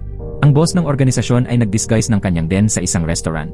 Mahusay siya sa pagkuha ng mga walang trabaho upang magtrabaho bilang part-time drug delivery staff. Pinangako niya sa kanila na kung makahanap sila ng formal na trabaho, pwede na silang umalis. Ngunit sa katotohanan, panlilin lang lamang ito upang maitago ang bentahan ng droga. Sa panlabas, mukhang mapagbigay siya sa pagpapahintulot sa kanyang empleyado na umalis. Ngunit lihim niyang inaalis sila upang mapanatili ang sikreto. Walang nakalabas ng Phantom Organization ng buhay. Dahil mahirap ang buhay ni Sho-yon, naniwala siya sa kilos ng Phantom Boss. Hindi lamang sumali si Sho-yon, kundi dinadala pa niya ang sarili sa iligal na gawain. Isang araw, habang nagtatrabaho si Yunsu sa supermarket gaya ng dati, biglang dumating si nanay ni Siran. Ginamit niya ang mapanuyang mga salita sa pakikipag-usap kay Yunsu. Si Yunsu, natensyonado na, narinig ang nakatagong kahulugan sa mga sinabi ng nanay ni Siran. Hinala niya na siya ang misteryosong tao. Napaaninag si Yunsu at dali-daling ipinaalam kay James. Ang katotohanan na ang misteryosong tao ay si nanay ni Siran ay labis na ikinabahala ni Yunsu. Natakot siyang malagay sa panganib ang kanyang anak. Maaaring masira ang kinabukasan ni Sue dahil sa pagkakamali ni Yunsu. Hindi maintindihan ni James kung bakit ginawa iyon ng nanay ni Siran. Sa kanyang palagay, hindi naman ito kapos sa pera. Ang 100 milyong won ay maliit lamang na halaga para sa kanya. Gayunpaman, iginiit ni Yunsu na si nanay ni Siran ang misteryosong tao. Inisip ni Yunsu na hindi pera ang layunin nito. Gusto nitong pilitin si Yeon Soo na magbayad ng 100 milyong won bawat linggo. Ang tunay nitong layunin ay pilitin si Yeon Soo na ipagpatuloy ang pagbebenta ng droga upang makontrol at manipulahin siya. Tinanong ni James si Yeon Soo kung may iba pang posibleng suspect. Dito lang sinabi ni Yeon Soo na dumating sina Police Officer Jang at ang kanyang mga kasamahan sa bahay upang imbestigahan ang relasyon niya kay James. Napakahalagang bagay ito, ngunit ngayon lamang niya sinabi kay James. Lubos na nagalit si James. Sinaway niya si Yeon Soo dahil hindi siya naging cooperative. Dahil dito, parehong napasok sila sa mapanganib na sitwasyon. Sumabog ang matagal nang naiipong sama ng loob ni Yeon Soo. Pakiramdam niya, para lang siyang nagtatrabaho para kay James. Bukod dito, lahat ng panganib at kahihinatnan ay ipinasa lamang sa kanya. Sa harap ng pagpuna ni Yeon Soo, hindi na ganoon kagalang si James. Komplikado na ang buhay niya. Kailangan niyang gamitin ang droga para kontrolin ang kanyang mga kaaway at kumita ng pera para sa kapatid niya upang makabili ng shares bilang paghahanda sa kanyang plano ng paghihiganti. Hindi niya maipaalam kay Yeon Soo ang mga lihim na ito, kaya't kailangang tiisin niya ito ng mag-isa. Nagkaroon ng matinding alitan sina James at Yeon Soo at sa huli ay nagpaalam sila sa isang hindi masayang sitwasyon. Hindi nagtagal, malapit nang matapos ang chemotherapy ni Do-jin. Hindi nag-atubiling magmadali si Yeon Soo. Mabilis niyang inimpake ang gamit ng asawa para sa discharge. Napansin ni Do-jin na balisa si Yeon Soo. Naalala niya ang sinabi ni Hae-jin na pumunta si Yeon Soo sa bahay ng guro ni Soo-ae para magtrabaho bilang kasambahay. Kaya nag-alala si Do-jin na nahihirapan ang kanyang asawa. Tinanong niya ito, ngunit hindi alam ni Yeon Soo kung paano magsinungaling. Biglang tumawag si James kay Yeon Soo. Nagsinungaling siya at lumabas upang sagutin ang telepono. Ngunit dahil labis siyang natakot, nahulog ang tumpok ng mga damit na bagong naipilo niya. Agad na naintindihan ni Do-jin na may tinatago si Yeon Soo sa kanya. Ngunit nang balikan niya ang mga nagdaang pangyayari, naramdaman niyang wala siyang karapatang questionin siya. Samantala, gumastos si James ng malaki upang imbestigahan ang impormasyon tungkol sa misteryosong tao. Sa pamamagitan ng paghahambing ng impormasyon mula sa mga mobile phone stations, napaliit ni James ang lugar. Madalas lumitaw ang misteryosong tao malapit sa Gangnam Police Station. Sinundan ang mga bakas at natuklasan ni James na si Police Officer Lee ang pinakakahina-hinala. Hindi lamang dahil sa malaking pinansyal na pasanin sa pamilya, kundi seryoso ring may karamdaman ang kanyang ama. Kaya nangangailangan si Police Officer Lee ng malaking halaga para sa pagpapagamot. Bukod dito, natuklasan din ni James na si Police Officer Lee ay parehong pulis at espiya para sa boss ng Phantom Organization. Nang mahuli ng pulis ang boss, pwede na sanang isara ang kaso. Ngunit hindi tinanggap ni Police Lee na madali lamang mahulog sa kamay ni Yeon Soo ang bagong droga. Kaya sinubukan ni Police Lee na kumbinsihin si Police Jang na ipagpatuloy ang investigasyon. Ipinunto niya na marami pang kahina-hinalang aspeto sa kaso. Matigas si Police Jang at pinakiusapan si Police Lee na mabilis na magsumite ng report para isara ang kaso. Tungkol sa kinaroroonan ng droga, iniulat na lamang ng pulis sa labas na naibenta na ito sa ibang bansa. Hindi maaring suway ni Police Lee ang utos ng nakatataas, ngunit hindi rin siya kumbinsido. Kaya lihim siyang nakipagkita sa boss ng Phantom Organization. Upang mahuli si Police Lee, naglatag ng bitag si James upang akitin siya palabas. Ngunit hindi inaasahan, si Police Jang ang lumitaw sa transaction point. Samantala, aktibo pa rin si Nanay ni Siran sa pagpuwersa ng pag-install ng kamera sa parent-teacher meeting. Tanging kapag napatunayan niyang si Soo-ae ang magnanakaw, doon lang siya tunay na mananalo laban kay Yeon Soo. Ngunit iba ang kahulugan ng kanyang mga salita nang makarating ito kay Yeon Soo. Hindi niya nagawang kontrahin sa harap ng lahat. Natakot siyang sa susunod na segundo, ilalabas ni Nanay ni Siran ang ebidensya na si Yeon Soo ay nagbebenta ng droga. Habang nagpapahinga si Nanay ni Siran, agad siyang sinundan ni Yeon Soo. Nang makita ni Yeon Soo na inilabas ni Nanay ni Siran ang larawan para takutin siya, mapagpakumbabang lumuhod siya at nagsorry. Ngunit nang isipin niya ang agresibong ugali ng babae, naunawaan niya na kahit lumuhod at humingi ng tawad, hindi siya palalayain ng kabilang partido. Kaya kinuha ni Yeon Soo ang ashtray at sinubukang hampasin ito. Pagkatapos, kinuha niya ang telepono at tumakas. Sa oras na yon, iisa lamang ang nasa isip niya. Hindi niya maaaring ibunyag ang lihim ng pagbebenta ng droga. Ngunit hindi inaasahan ni Yeon Soo, sa telepono ni Nanay ni Siran, larawan lamang ni James na nagdadala kay Yeon Soo pauwi noong lasing siya. Wala namang larawan ng pagdadala kay Seoyeon. Doon lamang na-realize ni Yeon Soo na hindi si Nanay ni Siran ang misteryosong tao. Nagulat si James nang malaman na ang tunay na espiya ng Phantom Organization ay hindi si Police Lee kundi si Police Jang. May mga kapintasan sa personalidad si Police Jang. Paulit-ulit siyang gumamit ng karahasan sa pagtupad ng tungkulin. Kahit na marami na siyang nasampahan, hindi siya nagbago. Ang kanyang asawa at mga anak ay iniiwasan siya. May matibay siyang paniniwala at hindi nag-atubiling isakripisyo ang pamilya para mahuli ang mga drug dealer. Ngunit matapos ang ilang araw, nakalaya na rin sila sa kulungan. Labis ang pagkabigla ng kanyang mga kasamahan.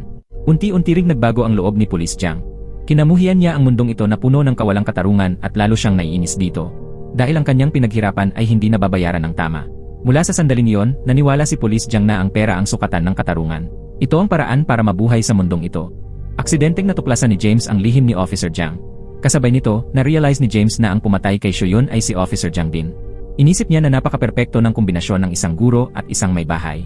Hanggat nakokontrol ni Officer Jang ang dalawang ito, may tuloy-tuloy siyang pinagmumulan ng pera. Kaya tinakot ni Officer Jang sina James at Yeon Soo. Ipinag-utos niya na magbayad ang dalawa ng 100 milyong won bawat linggo. Bilang kapalit, magiging tagapangalaga siya nila. Alam niya pati ang sama ng loob ni James kay Kang Jin, kaya naiintindihan niya na revenge ang motibo ni James sa mga mapanganib na gawain nito. Sa maingat na plano ni James, nagsimulang mag-hallucinate si Kang Jin matapos gumamit ng droga. Palagi niyang nakikita ang walang katapusang mga ipis na lumilipad patungo sa kanya. Nawala na siya ng kontrol. Sa shareholders meeting, sinaksak niya ang likod ng kamay niya gamit ang fountain pen. Lahat ng shareholders ay nagpanik sa eksenang iyon. May nakakuha ng video sa kakaibang kilos ni Kang Jin. Ikinalat pa ng taong iyon ang balita na may senyales ng paggamit ng droga ang heir ng grupo. Dahil dito, bumagsak ang stock price ng grupo ng pamilya Kang. Dumating si James sa tamang oras. Sa oras na yon, ang tanging iniisip ni Kang Jin ay droga. Ganap niyang sinusunod ang salita ni James nang walang pagdududa. Bagaman na-realize ni Yeon Soo na hindi si nanay ni Siran ang misteryosong tao, natuklasan niya na ginagamit din ito ng nanay ni Siran ang mga drogang ibinenta niya. Noong panahong iyon, bago pa man maihampas ni Yeon Soo ang ashtray, bumagsak sa lupa si nanay ni Siran at nagka-convulsions dahil na-overdose siya sa droga. Sa pagkataranta, mabilis na kinuha ni Yeon Soo ang natitirang droga at dali-daling tumakas sa lugar. Pagkakalma ni Yeon Soo, umuwi siya at nakita na naghanda si Hae-jin ng masarap na hapunan para sa asawa at anak. Labis na hindi komportable ang pakiramdam ni Yeon Soo dahil inilagay niya ang buhay sa panganib para protektahan ang pamilya. Hindi niya inakala na haharapin ng kanyang pamilya ang banta ng panlulusob ng iba. Kumalat ang balita na gumagamit ng droga si nanay ni Siran. Naiilang ang asawa niya. Dumating si Yeon Soo sa tamang oras at nakipagkasundo kay nanay ni Siran. Tutulungan ni Yeon Soo ang nanay ni Siran sa pag-aasikaso ng droga at telepono. Hanggat hindi natatagpuan ng pulis ang telepono, hindi nila malalaman ang pinagmulan ng droga. Siyempre, hindi rin siya makukulong. Nang marinig ni nanay ni Siran ang detalyadong plano ni Yeon Soo, kinailangan niyang baguhin ang pagtingin niya rito. Agad na pumunta si Yeon Soo kay James at binalaan siya na napansin na ni Officer Lee ang paggamit ng droga ni nanay ni Siran. Nagsimula na rin siyang mag-imbestiga. Kung susundan ng pulis ang lead na ito, taning na lang ang oras bago mahuli ang dalawa. Iminungkahi ni Yeon Soo na itigil na agad ang pagbebenta ng droga. Tinanong ni James ang pangalan ni Officer Lee. Agad na naamoy ni Yeon Soo na malamang isang pulis ang misteryosong tao. Sa harap ng hinala ni Yeon Soo, nag-atubili si James. Ayon sa plano ni Officer Jang, hindi kasama si Yeon Soo. Siya ay ginawang insurance plan para kay James at sa kanya. Inutusan ni Officer Jang si James na maghanap ng paraan para mailihis si Yeon Soo at panatilihin ang droga. Kapag natuklasan ng lahat, sisihin si Yeon Soo. Sa huli, napagpasyahan ni James na sundin ang suhestyon ni Officer Jang. Itinago ni James ang natuklasan niyang misteryosong tao kay Yeon Soo. Naging magulo at natakot si Yeon Soo sa pagkakaroon ng taong iyon. Hanggat hindi natutukoy ang misteryosong tao, nasa peligro pa rin sila. Walang katapusan ang kanilang pagtatalo tungkol dito. Ginamit ni James ang matigas na paninindigan para utusan si Yeon Soo. Sinabi niya na wala siyang ibang pagpipilian. Ang tanging magagawa ni Yeon Soo ay sumunod. Kailangan niyang baguhin ang packaging ng droga at gumawa ng bagong sales strategy. Wala nang iba pang pagpipilian si Yeon Soo kundi sundin ang sinabi niya. Ngunit sa pagkakataong ito, nagbago na ang panloob na sarili ni Yeon Soo. Sa simula, nagbebenta siya ng droga para mailigtas ang pamilya. Unti-unti niyang na-realize na habang tinatahak niya ang landas na ito, mas lumalayo siya sa tunay na kaligayahan. Napakaraming lihim ang dala ni Yeon Soo na hindi niya maibahagi. Kaya ang pakikitungo niya sa pamilya ay unti-unting naging irritable. Wala na siyang tolerance. Araw-araw siyang nabubuhay sa takot. Isang araw, nasaksihan ni Yeon Soo si James na umaalis sa kotse. Sa kuryosidad, sinundan niya ito. Natuklasan ni Yeon Soo na lumabas si James kasama ang ilang lalaki mula sa isang malaking gusali. Matapos magsaliksik, na-realize niya na hindi ordinaryong tao ang mga ito. Kabilang dito ang isang investment consultant at ang batang master ng Sun Jung Construction Group. Kasabay nito, natuklasan din ni Yeon Soo na malapit si James kay Kang Jin. Naalala niya ang relationship diagram sa pamilya ni James at nahinuha na lahat ng ginawa ni James ay may kaugnayan kay Kang Jin. Dahil sa kawalan ng tiwala sa sarili, nagkakamali si Yeon Soo sa trabaho. Sa huli, nagalit ang manager ng supermarket at pinaalis siya. Si Police Officer Lee ay palaging nakakaramdam na hindi ganoon kasimple ang lahat ng nangyayari. Personal siyang nagpunta para interogahin ang boss ng Phantom Organization. Sa una, hindi siya nakipag-cooperate. Hanggang sa ipinakita ni Police Officer Lee ang litrato ni Shohan, saka lamang siya naupo at nakipag-usap. Nagtaka rin siya kung sino ang naging dahilan para siya ay maaresto. Habang lumalalim ang investigasyon ni Police Lee, mas lumalapit siya sa katotohanan. Sinubukang hadlangan ni Police Jang si Police Lee para itigil ang paghahanap sa katotohanan. Ngunit binawi ni Police Lee ang mga naunang resulta ng investigasyon. Naniniwala siya na ang taong nag-distribute ng bagong droga ay hindi si Shohan. Ang katigasan ng loob ni Police Lee ang nagtulak kay Police Jang na tanggalin siya. Ngunit sa ibabaw, nagkunwari pa rin si Police Jang na pumayag na ipagpatuloy ni Police Lee ang investigasyon. Hindi alam ni Police Lee ang panganib na paparating. Masaya pa rin siya na may approval mula sa kanyang superiors, kaya mas pinilit niyang mag-imbestiga. Sa totoo lang, inisip ni Police Jang na kailangan lang niyang kumita ng sapat na pera para mabili muli ang lumang bahay at makipag-ayos sa kanyang asawa. Pagkatapos, magiging normal na ang lahat. Ngunit nang tumayo siya sa ulan, naghihintay makita ang asawa at anak na pag-alaman niyang may ibang lalaki na ang kanyang asawa.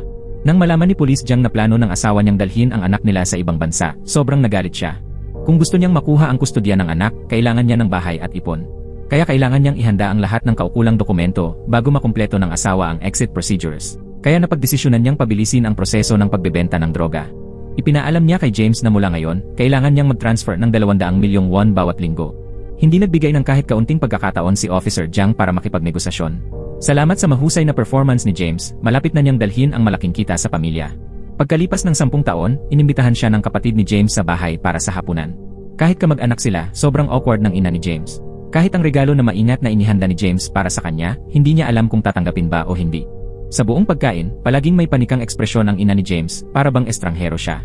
Sa tuwing aksidenteng nahahawakan niya ang kamay nito, nagulat siya at agad na iniurong ang kamay. Pakiramdam niya ay lalo lamang lumalala ang awkwardness, kaya gumawa siya ng dahilan para umalis. Kinuha ng ama ni James ang ilang magagandang alak. Gusto niyang uminom kasama ang anak. Pinatpat ng kapatid ni James ang balikat niya bilang pagpapasigla at comfort. Naintindihan ni James na hindi pa rin siya tinatanggap ng pamilya. Nang tumayo siya para umalis, nadinig niya ang iniisip ng kanyang ina. Hindi siya matanggap dahil siya ay isang mamamatay tao. Labis na komplikado ang pakiramdam ni James, ngunit nagkunwari pa rin siyang walang nangyari. Matapos nito, mahinahon siyang umalis. Naalala ni James ang sinabi ng kapatid na kailangan nilang mabilis makalikom ng 200 milyong won para mabili ang huling shares. Samantala, si Police Officer Jiang ay parang gutom na tigre, naghihintay ng pera. Kaya nagdesisyon si James na isakripisyo si Yunsu. Hindi inalintana ang panganib at hiniling sa kanya na mabilis na ipamahagi ang droga para kumita. Na-realize ni Yunsu na nasasangkot siya sa napakalaking konspirasyon at ayaw niyang umupo na lang at hintayin ang kamatayan. Kaya pinutol niya ang lahat ng paraan ng komunikasyon. Dinala niya ang droga para hanapin si Kang Jin. Para mabago ang sitwasyon, kailangan ni Yunsu na maunawaan ang kahinaan ni James. Nang galit na tinatanong ni Officer Jiang si James tungkol sa hindi pag-deliver ng pera sa oras, mahinahon na lumitaw si Yunsu sa harap nila. Nakita na niya lahat ng plots. Patuloy na humingi si Officer Jiang kay Yunsu ng pera, ngunit pakiramdam niya ay nakakatawa ito. Ang perang iyon ay kinita ni Yunsu sa matinding panganib. Bakit niya ito ibibigay sa iba? Sa oras na iyon, bawat isa sa 3 partners ay may kani-kanyang layunin. Ngunit kailangan nilang harapin ang bawat isa sa kanilang totoong anyo. Maaga nang nakalkulan ni Yunsu kung paano siya makakabuhay. Hindi niya inaasahan na dahil gustong kumita ni Sue para suportahan ang pamilya, siya ay naging miyembro ng drug trafficking ring. Nang kailangan ni Yunsu harapin si Officer Jiang, hindi siya nagpakita ng takot. Hiniling ni Officer Jiang na ibigay agad ang pera. Na-realize niya ang matinding pangangailangan ni Jiang. Agad na naging kalmado ang kanyang pag-isip. Parehong gusto ni na Officer Jiang at James na pasanin ni Yunsu ang lahat ng panganib. Habang sila ay nakaupo at nagbubuni sa benepisyo, ito ay lubos na hindi katanggap-tanggap. Dahil nadiskubre ni Officer Jiang ang lihim, nagalit siya at nais kumilos laban kay Yunsu. Gayunpaman, agad na nagbabala si Yunsu na kung hindi siya ligtas na makakaalis sa loob ng 10 minuto, tatawag ang iba sa pulis. Ito ang pumigil kay Officer Jiang na kumilos ng padalos-dalos. Ang hakbang na ito ni Yunsu ay lubos na nagbanta sa kanya. Kasabay nito, napilitang isuko ni James ang ideya na gawing sakripisyo si Yunsu. Alam ni James na mali ang pagtrato niya sa kanya, kaya nais niyang magpaliwanag. Ngunit ayaw nang makinig ni Yunsu. Lubos siyang nadismaya sa kanya. Siya ang pinaka-nakakaunawa sa sitwasyon ng kanyang pamilya at sa hirap na kanyang nararanasan. Ngunit hindi siya nag-atubiling gawing panakip-butas si Yunsu. Isang araw, inutusan ni Kang Jiang si James na ipa-deliver agad ang droga. Palaging kontrolado ni James ang drug distribution channels. Kaya kahit matigas ang ulo ni Kang Jin, kailangan pa rin niyang mag-ingat kay James. Matapang na hinarap ni Yunsu si Kang Jin at ipinaliwanag ang kanyang relasyon kay James. Kasabay nito, ipinakita ni Yunsu ang mga produkto na hawak niya. Dito lamang na-realize ni Kang Jin na si James ay middleman lamang na kumukuha ng komisyon. Para masigurado ang kaligtasan, pinili pa rin ni Kang Jin na bumili ng droga kay James. Ngunit wala ng stock ang mga kalakal ni James.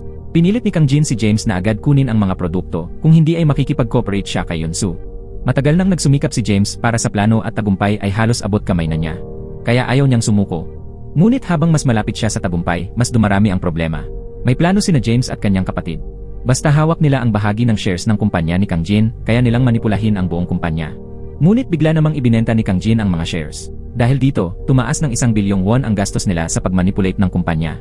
Iniisip ng kapatid ni James na imposibleng gawin ito. Kaya gusto na niyang sumuko. Payo pa niya kay James na hindi na niya kailangang patunayan ang sarili. Dahil sa huli, mapapatawad din siya ng pamilya sa kanyang mga pagkakamali. Ngunit hindi pa rin tinanggap ni James ang payo.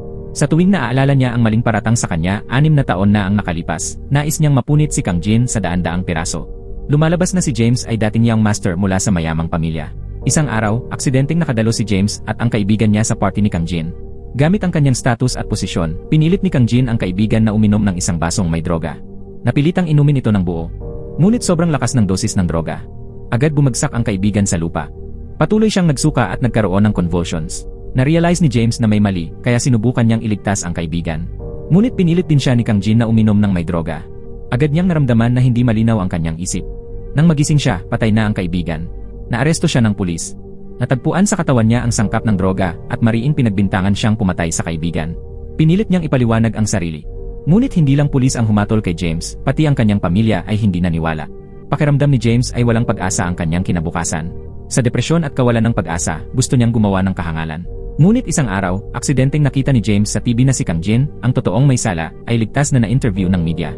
Nagliyab ang galit sa puso ni James. Mula noon, nagsimula siyang magplano ng paghihiganti. Pagkalabas ni James sa bilangguan, ang unang ginawa niya ay hanapin ang kanyang kapatid. Ikinwento niya ang plano para maibalik ang karangalan ng pamilya. Ang planong ito ay nangangailangan ng 8 bilyong won. Simula noon, nagtrabaho si James bilang dedikadong guro ng sining sa araw. At sa gabi, lihim siyang nagbebenta ng droga. Para mabawi ang nawala sa kanya, gaano man ito kahirap, hindi susuko si James. Pagkatapos tuluyang putulin ni Yonsu ang ugnayan kay James, nagsimula niyang planuhin ang kanyang pagtakas. Kinalkula ni Yonsu ang detalyadong gastusin para sa kanyang asawa at anak na makaalis sa bansa.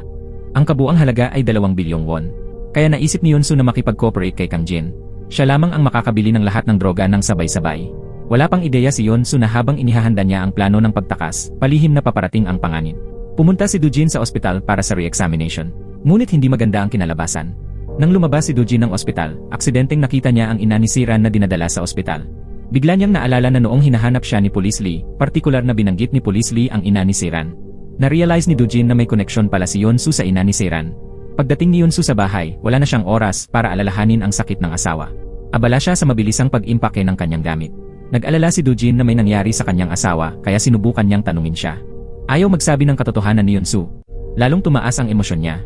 Umaasa lamang siya na susunod ang asawa sa kanyang plano na mabilis na dalhin si Sue sa ibang bansa. Ang iba pang detalye ay ipapaliwanag niya kapag may pagkakataon. Dali-daling lumabas si Yonsu. Habang iniisip ni Dujin, lalo siyang nababahala. Kaya naghanap siya sa lahat ng sulok. Sa huli, natagpuan ni Dujin ang mga droga na itinago ni Yonsu sa kotse. Labis siyang natakot nang ma-realize na illegal ang ibinibenta ng asawa. Halo-halong damdamin ng self-blame at pagsisisi ang pumasok sa kanyang isipan. Kung hindi dahil sa kalagayan ng kalusugan ni Dujin, hindi kailanman susubok si Yonsu na gumawa ng illegal na gawain. Sa isa pang pangyayari, nagising si Shohan mula sa koma. Pumasok siya sa bahay ni Yonsu para maghiganti.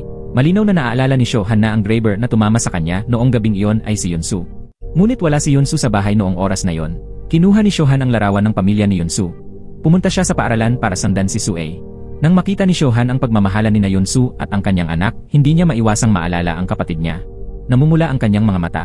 Kung hindi dahil kay Yonsu, buhay na sana ng masaya si Shohan kasama ang kanyang kapatid. Hindi sana niya kailangang mamuhay ng mag-isa sa mundong ito. Determinado si Shohan na pagbayarin si Yonsu sa buhay ng kanyang kapatid. Gusto niyang maranasan din niya ang sakit ng pagkawala ng mahal sa buhay. Sinundan ni Shohan si Sue at nadiskubre na aksidenteng naging delivery girl ng droga. Nang matapos ni Sue ang kanyang huling order at pauwi na sana, dinukot siya ni Shohan at tinawagan si Yonsu. Sa oras na yon, katatanggap lamang ni Yonsu ng tawag mula kay Kang Jin. Naisip niya nang may kasiyahan, basta makalampas siya ngayong gabi, magkakaroon na siya ng sapat na pera para mapunta sa ibang bansa ang kanyang asawa at anak. Kaya isinara ni Yonsu ang tawag. Kasabay nito, wala nang makukuha si Police Jang kay Yonsu. Natakot siya na baka mabunyag ang lahat. Kaya binaluktot niya si Police Lee. Sinabi ni Police Jang na tumanggap si Police Lee ng suhol mula sa Phantom Organization at nagbigay ng impormasyon sa kabilang partido. Dahil dito, isinailalim si Police Lee sa investigasyon. Nang ipresenta ng piskal ang lahat ng ebidensya kay Police Lee, hindi siya makapagtanggol. Naiintindihan niya sa puso na ang tanging paliwanag ay sadyang niloko siya ni Police Jang. Ang aksyon na ito ni Police Jang na walang kabuluhan ay naglinaw sa matagal ng pagdududa ni Police Lee. Mula umpisa hanggang wakas, si Police Jang ang utak sa likod ng lahat. Hindi napigilan ni Police Lee ang kanyang galit. Dating iginagalang niya si Officer Jang, ngunit sa hindi inaasahan, ipinagtaksil nito ang hustisya at naging tiwali. Nang muli niyang makita si Officer Jang, agad siyang umatake at tinutukan ng suntok. Hindi natakot si Officer Jang sa baguhan. Binalaan niya si Police Lee na mas mabuti pang manahimik. Kung gusto niyang makatanggap ng pensyon at mamuhay ng payapa kasama ang pamilya, huwag nang ituloy ang kaso. Para sa kapakanan ng pamilya, pinili ni Officer Lee na manahimik. Akala ni Officer Jang, basta maayos niyang mahawakan si Officer Lee at masunog ang lahat ng ebidensya laban kay Yonsu, makakarelax siya ng payapa. Ngunit biglang may nangyari. Nawala lahat sa ina ni Siran dahil sa paggamit ng droga. Dahil desperado, gumawa siya ng hangal na bagay. Dahil dito, labis na nahihiya si Siran sa paaralan. Nang makita ni Siran ang kanyang ina na mahina sa ospital, sinisi niya si Sue sa lahat. Isang araw, nakita ni Siran si Sue at ang kaibigan nito na masayang tumatanggap ng kanilang overtime pay. Naging curious si Siran at lihim siyang sinundan si Sue. Kasabay nito, kumuha si Siran ng larawan ng buong ruta drug delivery ni Sue. Nang gabing iyon, matapos sundan ni Siran si Sue buong araw, pumunta siya sa istasyon ng pulis upang i-report ang kaso. Nang makita ni Police Jiang na si Sue ang nasa larawan, galit siya ngunit napatawa. Para mapanatiling lihim ang pagbebenta ng droga ni Yunsu, kailangan ni Police Jiang na sunugin ang lahat ng larawan. Nang malaman ni Police Lee na muling nagkamalay si Shohan at biglang nawala, agad niyang sinuri ang mga surveillance camera. Natuklasan niya na ang kilos ni Shohan ay mabilis at tila may pupuntahan. Mula rito, pinaghihinalaan ni Police Lee na nais maghiganti ni Shohan para sa kanyang kapatid. Ang unang pinaghihinalaan niya ay si Yunsu, kaya nag-alala at hinanap siya sa lahat ng dako. Kasabay nito, naghihintay si James sa harap ng kanyang bahay upang mabawi ang droga. Hindi inaasahan, nasaksihan niya si Dojin na sinusubukang sirain ang mga ito. Ang mga drogang ito ang tanging pag-asa ni James para sa kanyang paghihiganti. Kaya hindi na niya inisip ang pagiging kilala at agad na pumasok sa bahay upang pigilan si Dojin. Dito na naunawaan ni Dojin kung bakit madalas nakasama ni Yunsu si James. Lumalabas na nagsasagawa sila ng illegal na transaksyon. Nasagot lahat ng tanong ni Dojin tungkol sa kanyang asawa. Kasama nito ang galit niya kay James. Dahil dinala ni James si Yunsu sa maling landas, galit na galit si Dojin sa droga na sumira sa kanyang asawa, kaya ipinilit niyang sirain ito. Labis na nagalit si James at inisip na lahat ay kasalanan ni Dojin. Kung hindi dahil sa pagkabangkarote at malubhang karamdaman ni Dojin, hindi na kailanman malalagay sa panganib ang buhay ni Yunsu. Bagaman tama ang sinabi ni James, ipinilit pa rin ni Dojin na tumawag ng pulis. Sa sobrang galit, pinabagsak ni James si Dojin. Kinuha ni James ang lahat ng droga at balak nang umalis, ngunit aksidenteng narinig niya ang sigaw ng tulong ni Sue. Nanganganib si Sue kaya hindi siya makatanggi. Agad siyang nagmadaling pumunta sa lokasyong ipinadala ni Sue upang iligtas siya. Kasalukuyang naghahanda si Shohan na i-inject ang droga kay Sue. Gusto niyang sirain ito upang maranasan ni Yunsu ang sakit. Nakatali ang mga kamay ni Sue. Habang naghahanap si Shohan ng droga, lihim na tinawagan ni Sue ang kanyang ina. Ngunit abala si Yunsu sa pakikitungo kay Kang Jin, kaya pinutol niya ang tawag sa galit at pinatay ang kanyang telepono. Nang ipakita ni Kang Jin ang 2 bilyong won sa harap ni Yunsu, labis siyang natuwa at nawalan ng salita. Sigurado si Yunsu na ito ang mabilis na paraan patungo sa kaligayahan. Ngunit hindi niya alam na nasa panganib ang kanyang anak. Nang makita ni Kang Jin ang kasakiman sa anyo ni Yunsu, hindi niya maiwasang mamuhay ng may paghamak. Pumayag si Kang Jin na ibigay ang pera sa kondisyon na ibubunyag ni Yunsu ang background ni James. Masayang pumayag si Yunsu. Naramdaman niya ang swerte dahil hindi kailanman isinapubliko ni James ang mahalagang impormasyon. Tapat na sinabi ni Yunsu na wala siyang alam tungkol kay James. Naramdaman ni Kang Jin na siya ay niloko, kaya galit na tinawag ang kanyang mga tauhan. Hindi lamang niya nais na kawin ang kalakal, ngunit ayaw rin niyang makuha ni Yunsu ang pera. Sa kabutihang palad, handa si Yunsu. Binalaan niya si Kang Jin na, maliban kung gusto niyang patayin siya, hindi niya magagalaw ito. Ang malamig na titig ni Yunsu ay nagpahinto kay Kang Jin. Sa huli, nakuha niya ang pera at umalis. Pagkakaupo ni Yunsu sa kotse, agad niyang binuksan ang telepono.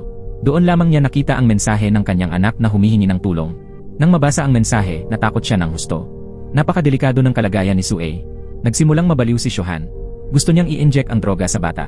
Matindi ang pagtutol ni Sue, ngunit hindi ito nakapagpigil sa kanya.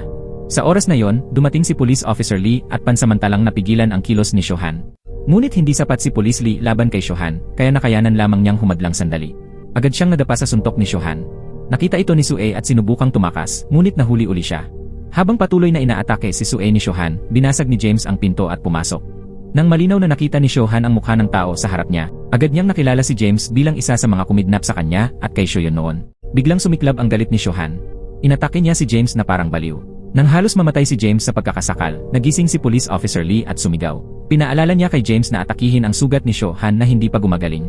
Dahil dito, nagkaroon si James ng pagkakataon na makahinga. Sa gulat, tumakas si Sue at aksidenteng nabangga si Officer Jiang na naghihintay sa labas.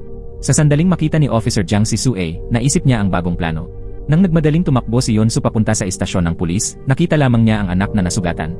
Nandoon ang 2 kasamahan ni Yunsu. Puno ng gasgas ang mukha ni James, at si Officer Jiang ang namamahala sa kasong ito. Agad na naisip ni Yunsu na may taong sinamantala ang kanyang kahinaan. Tama nga, kinuha ni Officer Jiang ang droga mula sa bag ni Sue. Natakot si Yunsu nang makita yon. Hindi niya maipaniwala na aksidenteng naging delivery person ang anak niya. Hindi alam ni Sue na kontrabando ang dala niya. Dahil may kinalaman ito sa batas, ginamit ni Officer Jiang ito upang takutin si Yunsu. Mapagpakumbabang nagmakaawa si Yunsu na patawarin ang anak. Nangako siyang hindi na muling magbebenta ng droga. Ngunit sanay si Officer Jiang sa ganitong sitwasyon. Nakikita niya ang walang katapusang kasakiman sa mata ni Yunsu. Tiyak niyang hindi siya titigil. Inamin na ni Yunsu na nagsimula siyang magbenta ng droga upang gumaling ang asawa. Ngunit nang maranasan ni Yunsu ang marangyang buhay, nagbago ang kanyang pag-isip. Nais niyang mamuhay ng mas maayos kaysa sa iba. Nais niyang manirahan sa malaking bahay at mamuhay na parang mayaman. Nang makita ni Officer Jiang na naunawaan ni Yunsu ang kanyang sarili, agad niyang ginamit ang taktika ng sabay na pagkatalo at pagpapakumbaba. Sinabi ni Officer Jiang kay Yunsu na kapag umalis siya dito, tuluyan ng babagsak ang kanyang buhay. Mapupunta sa reform school ang kanyang anak at mamamatay ang asawa sa loob ng 1 taon dahil walang pera sa paggamot. Susuriin din siya ni Officer Jiang dahil sa malaking kita na walang pinagmulan. Sa huli, ilalantad ang pagkakakilanlan ni Yunsu bilang drug dealer. Mapapahiya ang buong pamilya. Hindi tinanggap ni Yunsu ang mawalan ng lahat. Ayaw niyang isuko ang mga benepisyo sa kamay niya. Ayaw niyang matapos sa isang pamilyang wasak. Hindi rin pumayag si James. Tahimik niyang tiningnan si Yunsu ng may lungkot at pagkadismaya. Gumawa siya ng matapang na desisyon. Nagsimula siyang umamin ng kanyang nakaraan, tila pagpapakita ng katapatan. Nais ni James na makipagtulungan kay Yunsu upang alisin si Officer Jiang. Naiisip ni Yunsu kung paano lutasin ang problema. Sa sandaling iyon, bigla siyang nagising, imbes na umupo at hintayin ang kamatayan, dapat siyang kumilos. Sila ni James ay pilit na haharap sa kamatayan ni Officer Jiang. Muli silang naging magkasosyo. Nagbigay si James ng suhol sa grupo ng mga kalalakihan upang payagang dalhin ni Yunsu ang pera at gamot kay Officer Jiang. Samantala, pinadala ni James ang isang tao upang patulugin si Officer Jiang. Tahimik siyang itinapon sa dagat upang ipakain sa mga isda. Nang bumalik si Yunsu sa bahay upang ihanda ang lahat, bumalik rin si Do-jin mula sa ospital. Ayaw niyang makita ang asawa na lalo pang lulubog sa maling landas. Nakiusap siya na huwag na makialam sa droga. Nang makita ni Yunsu si Do-jin na nakatayo sa tabi ng hustisya, lahat ng inipon niyang sama ng loob ay sumabog. Pinuna ni Yunsu si Do-jin bilang pinagmumulan ng lahat ng kasamaan. Siya ang nagtulak sa kanya sa bingit ng kapahamakan. Sa maraming taon, hinayaan niyang gamitin ni Do-jin ang lahat ng pera para tulungan ang kanyang pamilya at mga kaibigan. Akala niya dati na yon ang espesyal na kabutihan ni Do-jin. Sa tuwing may gulo, tahimik niyang pinasan ang buong pasanin ng pamilya. Ngunit sa huli, nang magkasakit siya, wala ring tumulong sa kanyang pamilya. Hindi niya maiwasang sisihin si Do-jin. Sobrang pinahirapan siya nito. Hindi niya inakalang galing kay Yunsu ang ganoong masasakit na salita.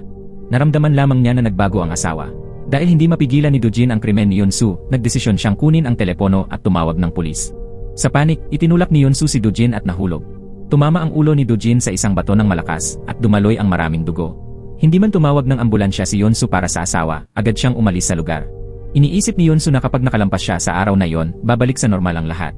Kaya't matatag na nagtungo si Yunsu sa lugar ng kanilang napagkasunduang pagpupulong. Pagkatapos niyang ibigay kay Officer Jiang ang lahat ng droga at pera, naghintay siya ng may kaba sa mga taong napagkasunduan nilang dumating upang patulugin ito. Ngunit hindi pa rin lumilitaw ang taong inupahan ni James, at patay din ang kanyang telepono. Kasabay nito, pinuna ni Officer Jiang si Yunsu dahil sa pagbebenta ng droga kay Kang Jin sa napakababang presyo. Nawalan ng katarungan si Officer Jiang. Pumunta siya sa bahay ni Kang Jin para agawin ang droga. Binalaan ni Officer Jiang si Yunsu na maging mas maingat mula ngayon. Hindi siya pwedeng kumilos ng higit pa. Dahil hindi na makapaghintay si James ng tulong, nagpasya siyang gawin ito mismo. Ngunit mabilis na nahulaan ang kanyang kilos ni Officer Jiang. Nalaman nilang may wiretapping software sa telepono ni Yunsu at James, kaya alam niya ang lahat ng kanilang aksyon. Nahuli ang plano ni Yunsu at James. Wala ring balak si Officer Jiang na buhayin pa ang sinuman. Hanggat sasabihin niyang self-defense, kahit mamatay sina James at Yunsu, walang magtataglay sa kanya ng pananagutan. Agad na sumugod si James upang pigilan si Officer Jiang at sinabihan si Yunsu na tumakbo ng mabilis. Gusto niyang tumawag ng pulis, ngunit hindi niya matiis na isuko ang droga at pera. Sa huli, gumawa si Yunsu ng isang desisyong delikado. Bumalik siya sa pagmamaneho habang masigasig na naglalaban sina James at Officer Jiang. Nilagay ni Officer Jiang ang baril sa ulo ni James. Nang halos matapos ang laban, bumangga si Yunsu sa kanya gamit ang kotse. Napakaliwanag ng mga ilaw ng kotse na walang makakita ng malinaw. Agad na naintindihan ni James ang intensyon ni Yunsu at mabilis na lumiko sa gilid.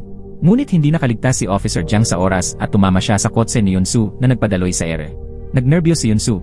Ngunit nang makita niyang humihinga pa si Officer Jiang, pansamantalang nakapaginhawa siya. Agad niyang pinilit si James na umalis. Ngunit nakatitig si James sa taong nakahiga sa lupa. Puno ng galit at kalupitan ang kanyang mga mata. Sa mahabang panahon, itinuring siyang mamamatay tao. Kinailangan niyang tiisin ang walang katapusang panlait at pagtataksil. Kahit ang kanyang mga kamag-anak ay iniwan siya. Ang pagpapatuloy ng buhay ni Officer Jiang ay banta.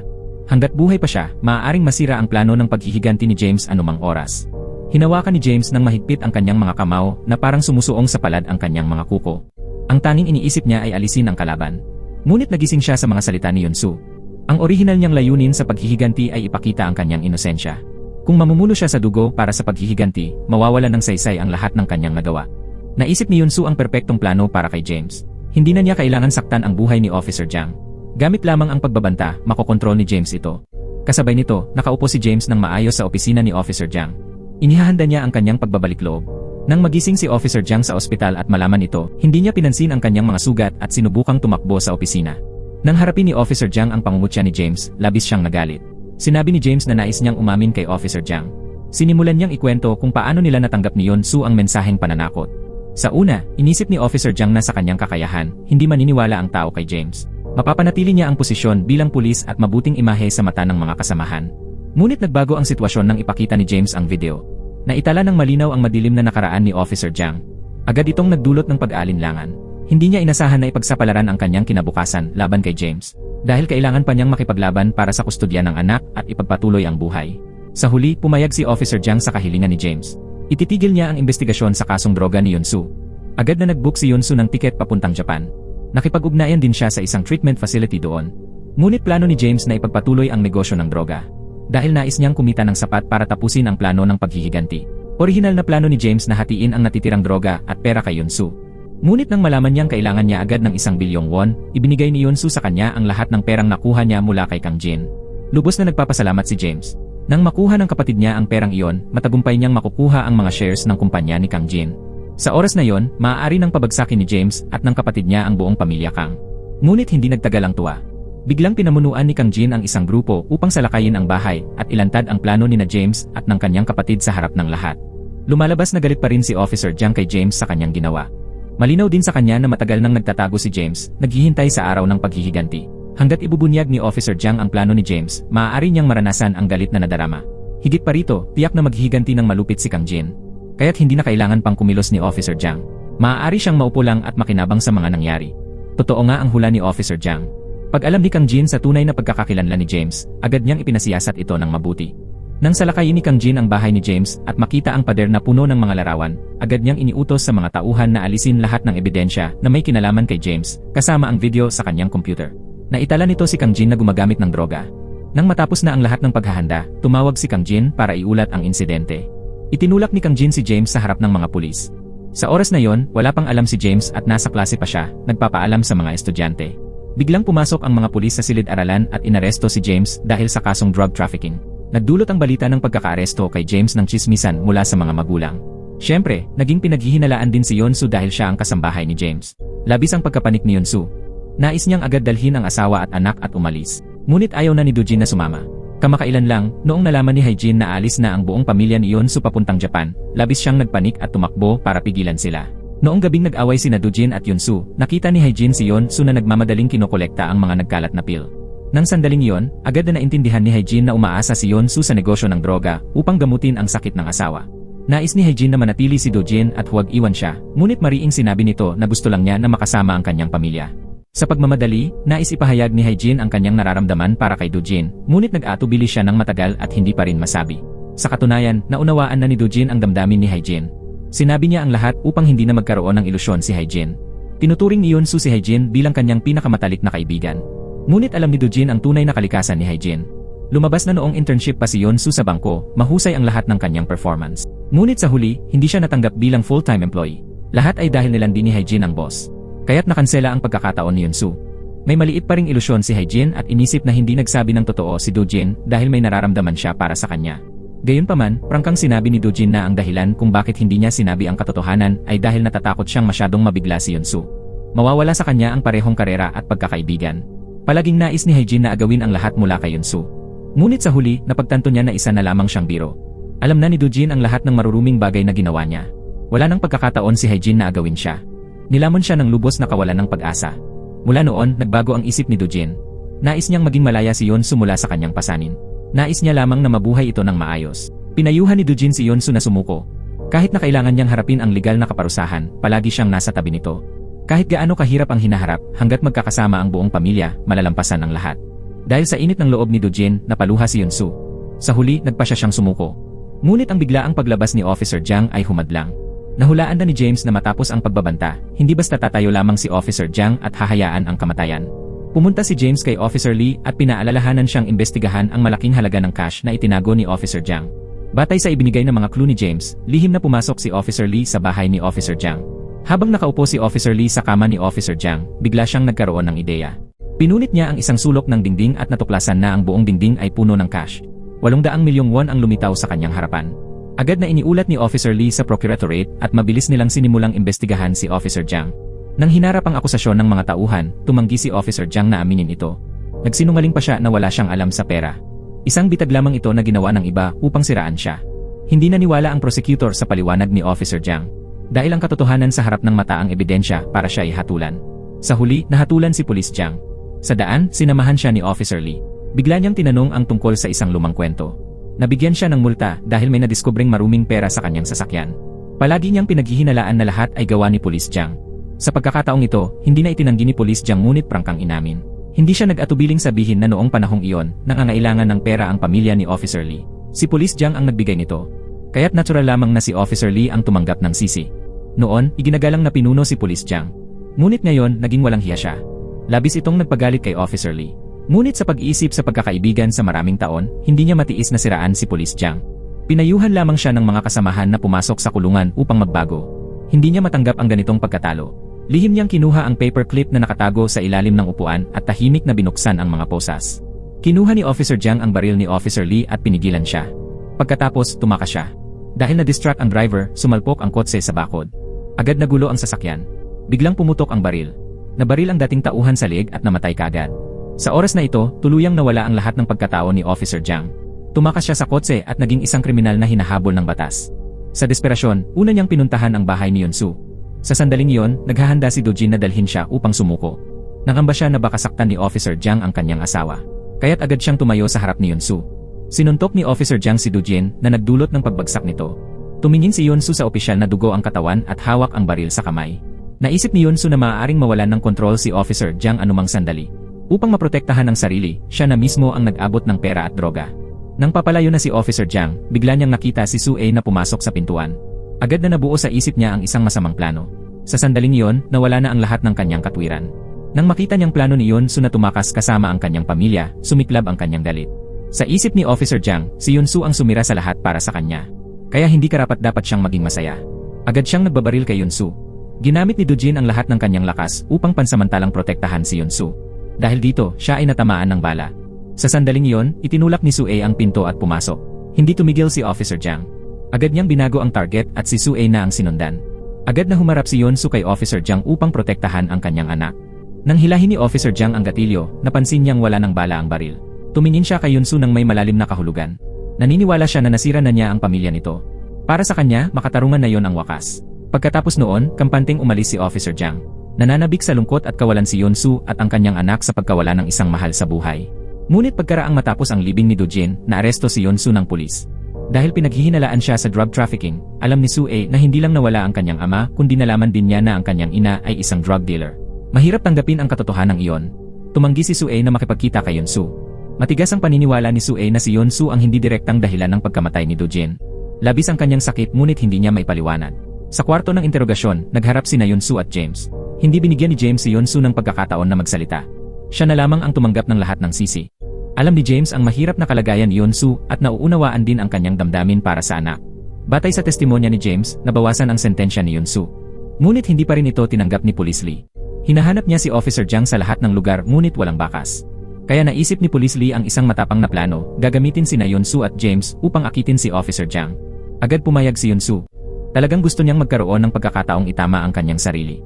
Nais niyang ipaghiganti ang pagkamatay ng kanyang asawa gamit ang sariling kamay. Nang malaman ni Officer Jiang na kinidnap nina Yunsu at James ang kanyang anak, nahulog siya sa bitag na inilatag ni Officer Lee. Nang makita niya ang dati niyang mga kasamahan na nakatutok ng baril sa kanya, naunawaan niyang naloko siya. Si Yunsu ay sadyang lumapit kay Officer Jiang upang ipaalam na ang kanyang anak ay papunta na sa ibang bansa kasama ang kanyang asawa. Ang motibo ni Officer Jiang sa paggawa ng krimen ay upang makuha ang kustodiya ng kanyang anak. Ngunit ngayon, napunta sa wala ang lahat ng kanyang pagsisikap. Sa galit, kinuha ni Officer Jiang si Yunsu at nagmaneho palayo. Habang nasa daan, nang hindi nakabantay si Officer Jiang, inilabas ni Yunsu ang kanyang sandata at tinusok siya ng malakas. Nagkaroon ng matinding pakikipaglaban sa nagmamadaling kotse. Sa huli, nawala ng kontrol ang sasakyan at sumalpok sa bakod. Habang wala sa malay si Officer Jiang, mabilis na nakatakas si Yunsu. Nang magkamalay si Officer Jiang, agad siyang humabol. Nang malapit na niyang patayin si Yunsu, dumating si James sa tamang oras. Nang makita ni Officer Lee na malalampasan na ang sitwasyon, pinaputukan niya si Officer Jiang upang pigilan ito. Tinamaan si Officer Jiang at nahulog sa tubig, pansamantalang nawala. Pagkatapos noon, nagsimula na sina Yunsu at James sa kanilang sentensya. Sa loob ng isang taon ng pagkakakulong, mahusay na nagpakita si Yunsu. Matyagang nagsusulat siya ng liham araw-araw para sa kanyang anak. Hindi inaasahan ni Yunsu na patatawarin siya ng kanyang anak. Umaasa lamang si Yunsu na maaalis ni Sue ang bigat sa kanyang puso. Ipinagpatuloy niya ang pag-aaral at tinutuloy ang kanyang hilig sa pagpipinta. Pagkatapos makalabas ni Yunsu, iniiwasan pa rin siya ng kanyang anak. Sa pagkakataong ito, naging legal guardian ni Sue si Haijin. Hindi matiis ni Yunsu ang pagnanais na makita ang kanyang anak. Kaya nagpasya siyang makipagkita kay Haijin. Ngunit hindi inaasahan, prangkang inamin ni Hae-jin na noong matapos ang pagkamatay ni Do-jin, siya ang nag-akusa kay Yeon-soo sa drug trafficking. Sa harap ng pagtataksil ng kanyang pinakamatalik na kaibigan, nakaramdam ng kaunting lungkot si Yeon-soo at tinanong si Hae-jin kung itinuturing niya pa ba ang sarili bilang kaibigan. Ang sagot ni Hae-jin ay nagdulot ng pagkasuklam kay Yeon-soo. Lumabas na talagang gusto ni Hae-jin si Yeon-soo. Ngunit dahil sa sobrang selos, nais ni Hae-jin na palitan siya. Bumalik sa normal ang buhay ni Yeon-soo. Hindi naglaon, natapos din ang sentensya ni James. Dahil nagpapasalamat siya kay Yeon-soo sa tulong nito noon, ibinigay niya ang lahat ng natitirang pera sa kanya. Nagpa siya si Yeon-soo na magsimula muli. Ibinenta niya ang lumang bahay at lumipat sa bagong tirahan. Nang mapanood ni Yeon-soo ang balita sa TV, nalaman niya na natagpuan na ang katawan ni Officer Jang. Kasabay nito, nalaman din ni Yeon-soo na ang sanhi ng kanyang kamatayan ay impeksyon mula sa sugat sa kanyang binti. Sa huli, hindi maiwasang umiti ni Yeon-soo dahil naipaghiganti niya ang kanyang asawa. Kasabay nito, malapit nang makumpleto ni James ang kanyang plano ng paghihiganti. Akala ni Kang Jin, kapag nakulong si James, makapamumuhay siya ng payapa. Ngunit habang buong pagmamalaki siyang nagsasalita sa paglulunsad ng bagong produkto, biglang lumabas ang video ng paggamit niya ng droga. Lumitaw din si James sa harap niya na may mapanghamong tingin. Sa oras na yon, labis na nagalit si Kang Jin. Binalaan niya si James na kahit na may video siya, hindi pa rin niya siya mapapabagsak. Ngunit kalmado namang sumagot si James na ang pagpapalabas ng video ay hindi para pabagsakin agad si Kang Jin. Ang tunay na dahilan ay upang protektahan ng grupo ng Kang ang kanilang sarili sa pamamagitan ng pagtanggal kay Kang Jin. Nangyari ang lahat ayon sa inaasahan ni James. Lalo pang nagulo ang opinyon ng publiko. Inilagay sa house arrest si Kang Jin ng grupo. Humingi siya ng tulong sa kanyang lolo, ngunit nabigo. Sa ilalim ng impluwensya ng droga, pinatay ni Kang Jin ang kanyang kasintahan. Ganap siyang naging sentro ng opinyon ng publiko. Kahit ang lumang kaso mula 10 taon ang nakalipas ay muling binuksan para sa retrial. Upang maprotektahan ang grupo ng Kang, sa huli ay pinili ng kanyang lolo na talikuran si Kang Jin. Pagkapasok ni Kang Jin sa kulungan, patuloy pa rin siyang lihim na gumagamit ng droga. Sa huli, bigla siyang namatay sa bilangguan. Sa wakas, nakumpleto na ni James ang kanyang paghihiganti. Naipagtanggol niya ang kanyang pangalan at maaari na siyang makauwi ng maayos. Ngunit nang akala ni James na magsisimula na ang kanyang masayang buhay, aksidenteng may natuklasan siya sa safe sa kanilang bahay. Ito ay isang lihim na kasunduan sa pagitan ng ama ni James at ng grupo ni Kang. Doon lamang naunawaan ni James na alam na ng kanyang ama mula sa simula na siya ay nagkaroon ng pagkakamali. Ngunit isinakripisyo siya ng kanyang ama para sa kapakanan. Hinayaan siyang maranasan ang kawalang katarungan sa loob ng 10 taon. Ang paghihiganti na matagal ng pinaghihirapan ni James ay ngayon naging biro na lamang. Ang pagtataksil ng kanyang ama ay sumipsip sa lahat ng kanyang lakas. Walang patutunguhan siyang naglakad papunta sa rooftop. Puno ang kanyang isip ng sakit at pagkadismaya. Walang laman ang mga mata ni James. Tahimik siyang umupo at nagmuni-muni sa kanyang katawatawang buhay. Kasabay nito, natuklasan ni Yeon-soo ang isang pakete ng droga sa kumot na hindi pa nakukumpiska. Kalma niyang itinapon ang lahat ng droga sa inidoro. Ngunit ang kanyang daliri ay nanatili sa pindutan ng flush. Sa isip ni Yeon-soo ay lumitaw ang pangit na mukha ng kanyang part-time boss. Nahulog siya sa isang pagpipilian, ipagpatuloy ang landas ng kasalanan o bumalik sa normal na buhay. At dito nagtatapos ang pelikula. Maraming salamat sa panonood. Hanggang sa muli, paalam.